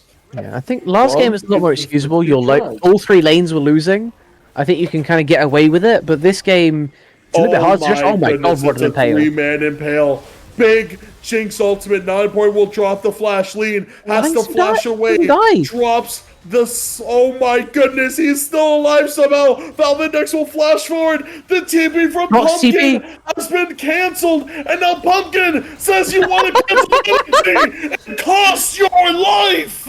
As not important will also lose. But here is this Jaden's Mundo. huge. Will He's not big finally enough. get everything procced on him. Stunned up, locked up, goes over the wall. He has no flash. And the answer is that will he fall? Yes, he will. Dira with the shutdown. And that's Cloud Dragon, Soul Point. Oh, sorry, Chemtech Dragon. Yeah. It That looks like is Cloud in top left, but it's Otacon not. into Soul Point for the side of Kitten Kingdom as they get I another don't know if they do get teamfight Soul win. Point here. Not important. There's four of them back on the Rift. I don't think it's a sure thing. Ixie has TP, but so does Jaden. So by the time he's cleared out that top wave, made sure that the top tier 2 isn't going to die. Not sure they can quite get that Drake as well. They will definitely be getting that Atacon though, the permanent buff. Extra flowers, the improved flowers going their way. But I do believe Drake might be going the other way because of the tempo. Yeah, they will. They will claim the dragon. That's my bad.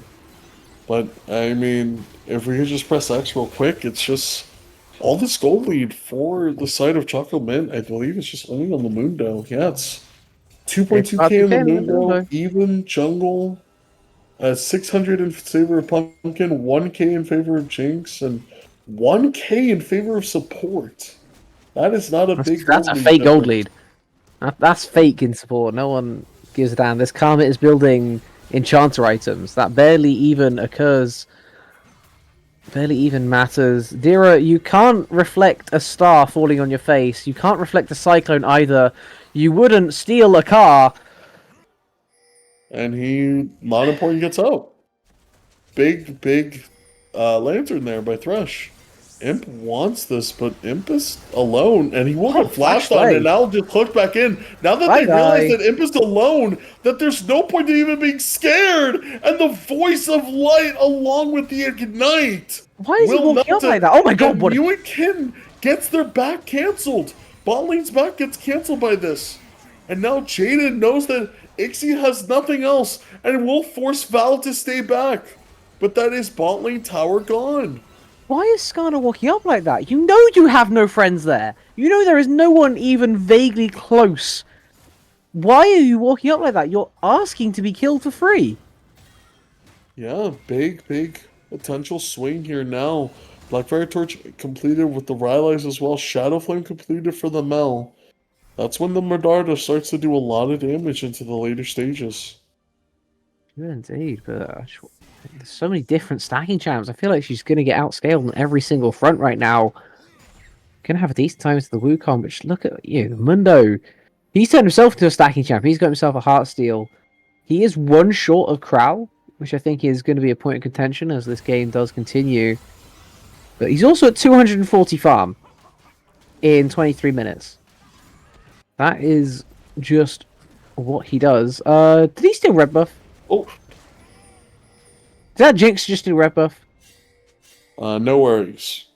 Can we see the Jinx? She didn't steal red buff. That's sad. She used Mega Death Rocket. It didn't quite work. I thought she might have.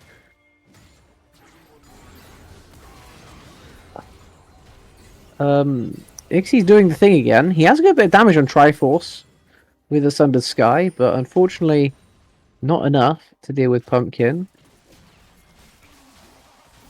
Now, Mundo. Oh, Mundo is trying to go where he pleases, but Mundo may have walked a bit too far, and he is dead. Okay. Yeah. You're not quite 1v4 Mundo yet, is what I'll say to that. You are a very good distraction. You might even be able to get your team a mid-tier 3. I think getting the inhib is maybe beyond them. But they're going to get a good chunk of damage at least onto that inhib turret. Not quite inhib though, which would have given them some massive priorities for this next Drake, for this next Baron as well, which is spawning in 40 seconds should these teams so please. Hello, Ixie. Spotted on a blue ward. He's just going to have to go in. Oh, nice. Let's see as much damage as he can get done before he does fall. But the question is, who is the first to fall? And it is not important falling again. And that's Baron spawning soon. And that's just the rush on Baron for Kitten Kingdom. It's already 15 seconds out. Can they get the mid-prow for it? No jungler. Pumpkin is bot. Oh, May as good well head over heavens. there. May as well threaten it if nothing else. Pumpkin, not even close. Does have TP, of course. So does Jaden. So at least a 4v5 will be able to be attempted, but without your Yeah, jungler, here it you have no is. smite. You have to just win the fight outright. Can they get Here over they in time to come. make that fight Ixie happen?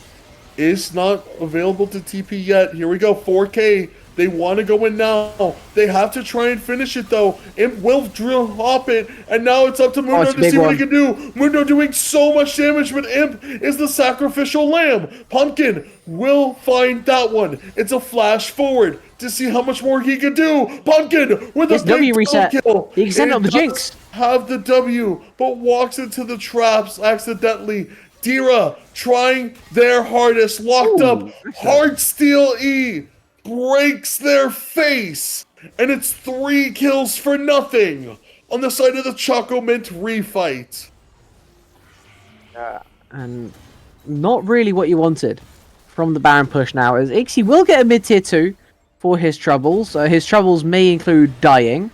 Who knows, who is to say. Yeah. Does get the proc Does of stop the Cyclone. Can he find the fight one back? No! Forces the flash, though. Yeah, Forced Flash doesn't quite match up to death of one of your final 2 Baron buffs. Now, the only one left is on Mew and Kitten. You could have survived, realistically, with just those 2 Barons. One on the Jax to split push, while the Jinx is with the rest of the team, buffing up most of the minions in mid lane. But now that's not a thing. And realistically, with that Baron push, you're probably going to get that mid tier 2 anyway. Was it worth dying within the first minute of Baron to get it? When you could wait and get your solid Baron push normally? I don't think so. I think you can definitely delay that. You don't need to be trading your life as one of the final 2 Baron holders for that mid tier 2. Especially when you can look to split push with that Baron buff if you just have a little bit more patience. And another big thing as well is that you have to see how far they can go with this. You know, this game is now starting to become close again, where it's now just up to Mew and Kitten to see how he can survive on this Jinx, you know? Does not have cleanse or anything of that nature, no barrier, only has the ghost as a protective measure. So if he is caught in any way, he is pretty much dead. As now Ixie will be fighting this Mundo in the top lane, but I recommend not fighting Mundo Ixie in the top lane. blue ward and does not realize that he can't jump on it. That's unfortunate. Yeah, I highly recommend not fighting the Mundo 1v1. 1v4, you have a chance. 1v1 sounds like a bad time right now. And Jaden knows that. Everyone in the map knows this. Everyone on the server knows this. You do not want to fight this Mundo 1v1 because the guy is basically at 4 items already. Like, there is no good scenario for a 1v1. There's no good scenario from any fight at all, realistically, right now. Either side doesn't have much to gain. They have a whole lot to lose from a massive fight loss. But, you know, if you just decide to flip the game, is it really worth it? I think both sides have a lot more to play for than just hopes and dreams at this point, as Crown may be caught out on his blue buff. That would be something to fight over. Yeah, that's Cyclone. gonna be Cyclone dropped. That's gonna be a big ultimate dropped as well, but the Nice impale only impale. hits on the Irreliant Soul. That's gonna be a hook onto Valve Index. Valve Index is trying this hardest. Mew and Kitten trying their hardest to do any damage they can this fight. Crawl will be locked up, rooted. That's gonna be the flash forward confirming that one. Pumpkin gets it with the singularity, and Choco Mint find 2. So when I was saying that you don't want to fight right now, that also includes taking blue buffs that aren't yours. Unfortunately, while that blue buff was in his side of the jungle, that was no longer his blue buff to take. You have nowhere near enough map control to be taking risky buffs like that, and unfortunately, that also lost your support's life. You're going to lose mid tier 3, top tier 3, mid inhib, maybe even top inhib. Nice hook as well, and they might lose more than just the inhib towers. Yeah, Ixie able to find a jump away. That is it for the inhibitor. Top Mewing. and mid gone. Mewing cops Ghost. Wants to keep this fight going. Pumpkin big It's a long singularity cooldown. there to just He's not going to drop. have Ghost for Drake or for Baron. Yeah, big waste of a cooldown there. Jinx will Lime's going to only have no have flash, though. So at least there's that. You have no flash on the Senna for no Ghost on the Jinx. Probably take the overall. No flash as well on the Thresh as we head towards these timers. They start ticking down. A 5k gold lead has opened up between the two teams. A lot of it is hanging in this top lane matchup. We have a 4-item Mundo against a 2.5-item Jax. That is a disgusting difference that we're witnessing right now. And it's all down to just good farm and amazing split push, like pressure. It's just consistently smacking these turrets. Again, this all stems from just having the lane swap, right? Dira forcing the lane swap, not taking bad trades in the mid lane, just pushes this Jax into an awkward position, and Dira, unfortunately, just can't stop the Mundo early game. Uh-oh, we're fighting. We'll be able to fade out on Moonkin, drops the ultimate, but that's a big Aurelion Soul ulti, and that is Kitten gone! Mundo running at Karma as well!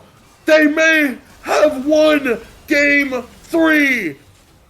They forced the Game 4!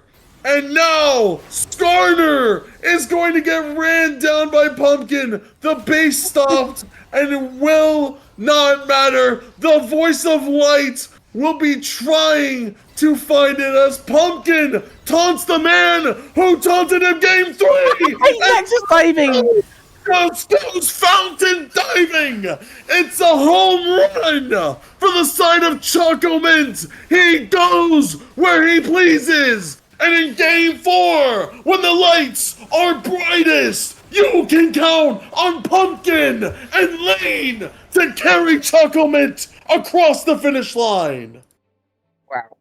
What a ending to this game. It feels fitting for how strong that Mundo was that he ends up running it to the other fountain, takes probably 6,000 true damage to end off that game, and still gets the kill that he was looking for. Still able to get the kill onto the poor old Mel. All the all the while, Pumpkin messing with Crowl, stopping his base. It's another game Pumpkin has absolutely dominated. Getting those early kills is not what's normally allowed on the ASOL, but changes the dynamic massively. Gets himself ahead in the lane. Finishes off the game at 6-2-9. He's had an amazing series. A slight downswing, as did the whole of his team in Game 3, but picked it up massively.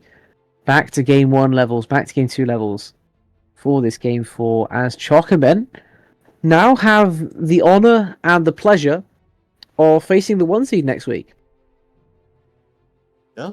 That'd be fun. Choco Mint moves on. They will. I mean, it was a crazy series, right? Pumpkin, I think, is the clear MVP for what they were able to do. Right? Other supporting cast members were also good, but I think Pumpkin was just able to do so much for them in this series and really just helped bridge a lot of it. Yeah. Definitely I able to think get... we should try and get an. Do you want to try and get an interview with Pumpkin? If it's a possibility, then sure. Let's see if the guy is available. That was one hell of a series from him. Love to be able to talk to him if that's a possibility. Sure.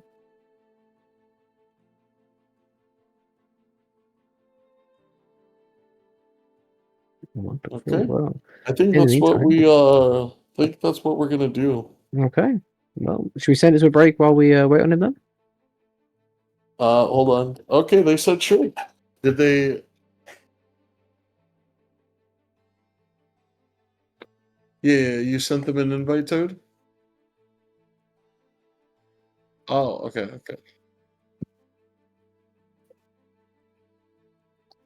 Okay, we'll work this out. We'll be back in a couple minutes with Pumpkin Man himself. In the meantime, just know that this is unfortunately the end of the road for the Kingdom of Kittens. They will be leaving us at the earliest point in the playoffs, but they did put up one hell of a fight. We'll be back in a couple minutes with our interview. Cry again and try anyway. Well, you got 'em back, but then you had to pay. Stand up, push us still to this day. You knew that there was still a way. This is your only plan. Oh, now this is your only. Now this is your only plan. Oh, now this is yours. That's fine. It's all you've ever known. A single state of mind. But you won't ever let it go. When you had the answer, when you were there alone, you left the door unopened when you knew that you would want more. Give it up, give it up, give it away. While you were barely aware, you learned that day. Cut off so much, hardly remained. While you knew that there was still a way. This is your only plan. Oh, now this is your only. Now this is your only plan. Oh, now this is yours. And you're right. You force it to yield. You forge it to the lines. You let your callous be your shield, and everyone will say that it all was finished years ago, but you will stay. And you won't ever let it go. When you had the answer and you were there alone, you left the door unopened when you knew that you would want more. Then again you found the answer and you were there alone. You left the door unopened. Welcome back. Oh, we both There said you go it. for it. I'm tired. You do it. It is 5 a.m. for you. I understand. Welcome back.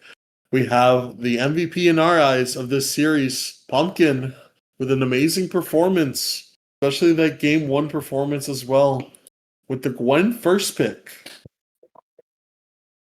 Yeah.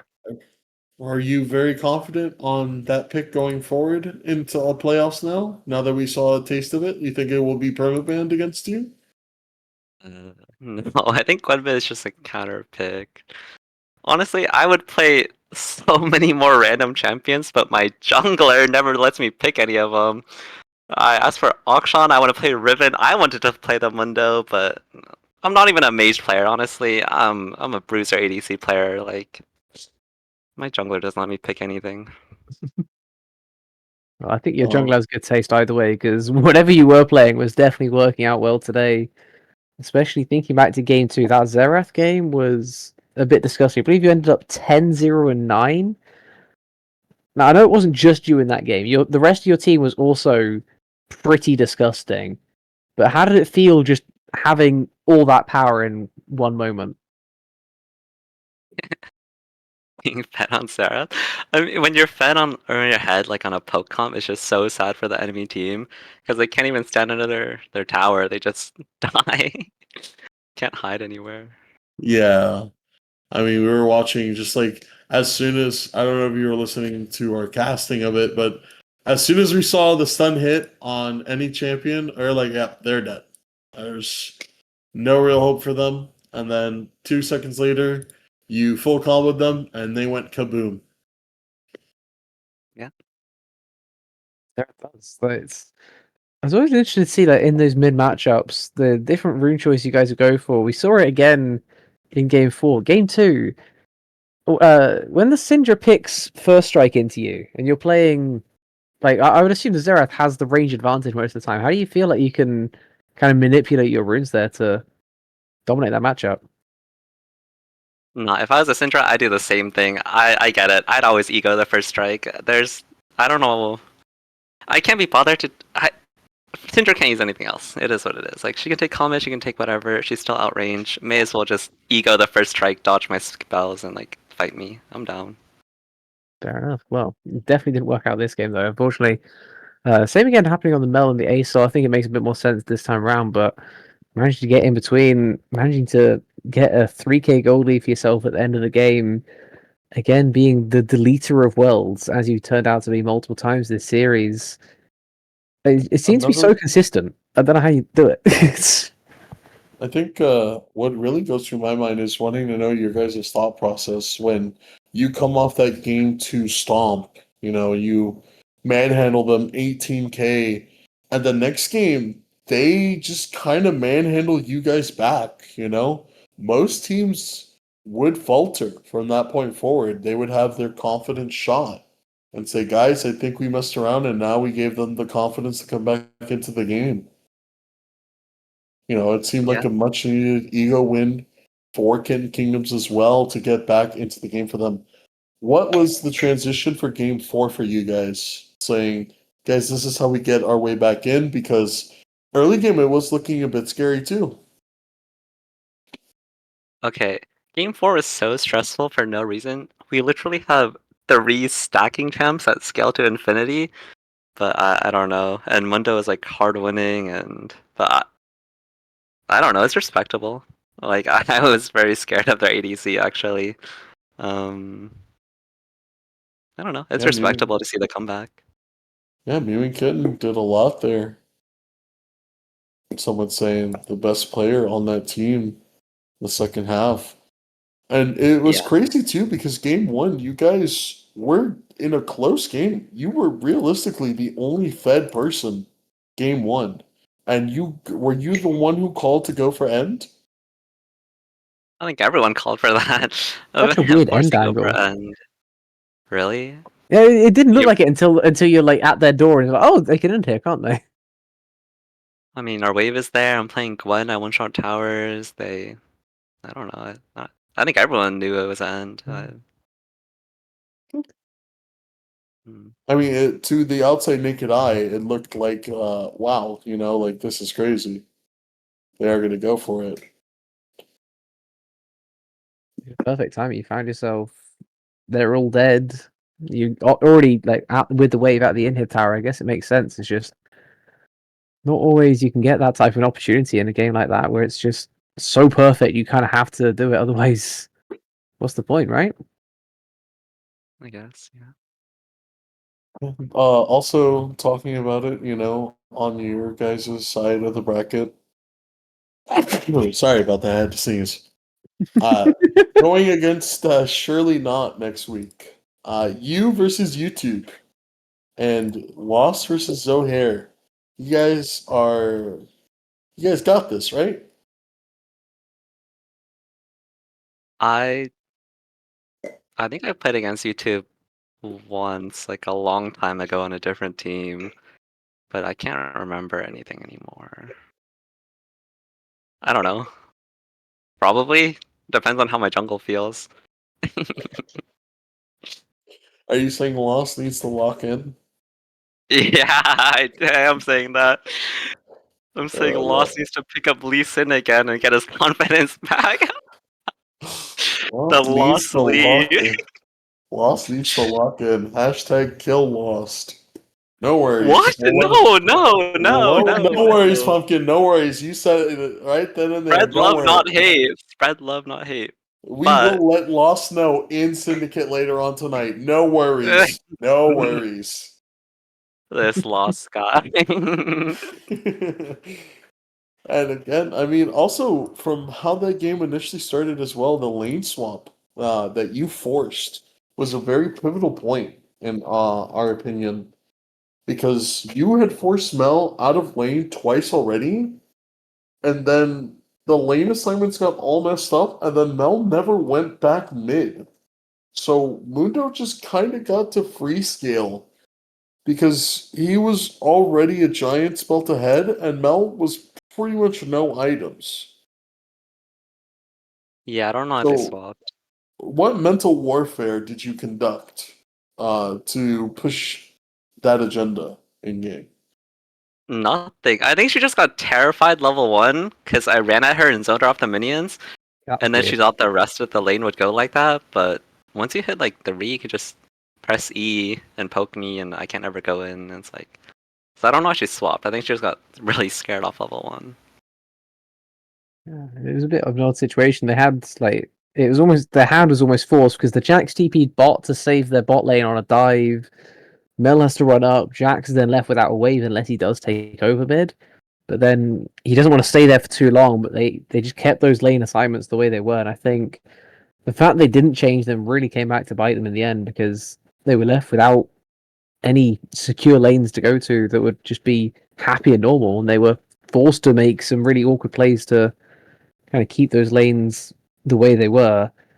I think it just worked out to your positive massively there, that final game, ending up the series 3-1 on the day. Glaws, do you have anything more to add, or can we end things? I have a quick question. Go for Pumpkin, it. currently game 5 is going on right now between Milkman and Kuma. So who you got?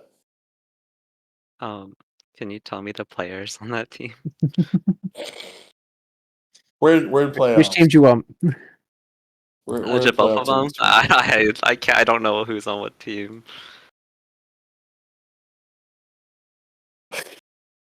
Can you just like list out all 5? Sorry, Do you which actually not know? I thought you were joking. I'm being so serious. I have not looked at the op.ggs in like 10 weeks. Okay, well, it's Halbert's team, you know. Dwami, Aftermoon, Kite, Kraydog. Versus Milkmen. New look Milkmen with Fazzy Bear Worm Jones, Yumi Throne, Steppers, Daddy I like Dairy. I Hashtag like the Mooch. name. I like the name Milkmen more, I guess. Oh, No, Okay, what we'll those go off the names ring names. the bell. We'll go from the okay. names. I'm sorry.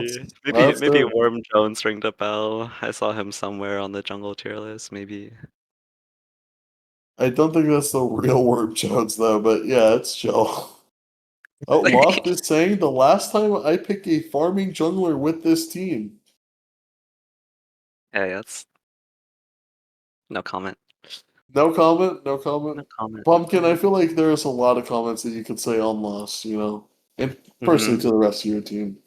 Another thing as well was, you know, having that E sub as well, meaning that you didn't get to have a majority of bans this series, and yet you still won 2 games in convincing fashion, right? With one game being a real toss up towards until the end.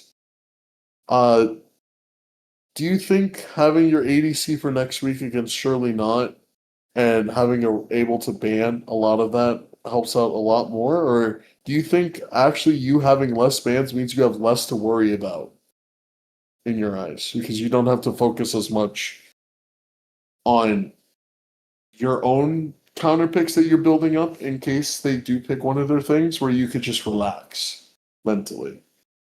Do you understand what I'm saying? Not really. I mean, I guess I do, but that's an interesting perspective. I feel like we haven't played up our original 5 roster in like 4 weeks at this point. So I don't know. It's fine to have a sub every other week or like a different players. The only annoying thing is when we lose bans, we just have to sit there and wait the whole time. And Yeah, that sucks. yeah, it's so annoying just waiting around for the ban timer to tick down for like 3 minutes and But then the fact that it happened in client draft as well as the draft link as well, that giga sucked. yeah, it's so annoying. I wish we could like ban something random or no ban. And then also, oh my, on top of that, the pauses, every pause tilts me too. Like all the downtime in between everything is so annoying. We actually managed to dodge all the pauses today, didn't we? I don't think we actually got to see a single pause. We didn't have a single pause. You Actually. guys Oh, were just so far ahead of us, I think. it's like at the beginning of the game, just like randomly. It's like, it's whatever, but like, every time it pauses, I like forget what's going on and I can't play the game. Yeah. Valid. Well, thank you for joining us, Pumpkin. Thank you as well for an amazing series you provided. It was a whole lot of cinema, a whole lot of content for us all to consume, but that is all we have time for today on the Oh, Diamond stream. wait a second, bro. We have Oh, to ask I need to go Pumpkin. to sleep, man. You're Yeah, doing this to it's me. fine. It's fine. I just asking real quick, Pumpkin, any shout outs? Okay, that's fine. Shoutouts long. Shoutouts my team. Shout out to your team. Yeah. It's And okay. You can say kill Lost. It's okay. We understand. No. Lost is a great jungler. Yeah. We don't prep. We don't scrim. Lost is saying in the chat. We just show up.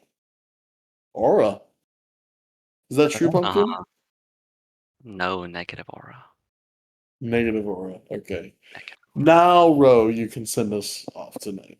Okay, well, thank you all for watching. This has been the BOL Diamond stream. We will see you guys again this time next week. We will have one of our quarterfinal matchups for you to enjoy. But in the meantime, do make sure you stick around for other Blue Otter things that will be going on, all the different leagues that will be coming through. I believe tomorrow, we have nothing tomorrow. That's odd. Either way, we have Monday stuff going on, Tuesday stuff. Do not miss it. It is all fun stuff going through as we approach playoff season. Thank you all for watching. We'll see you guys next week.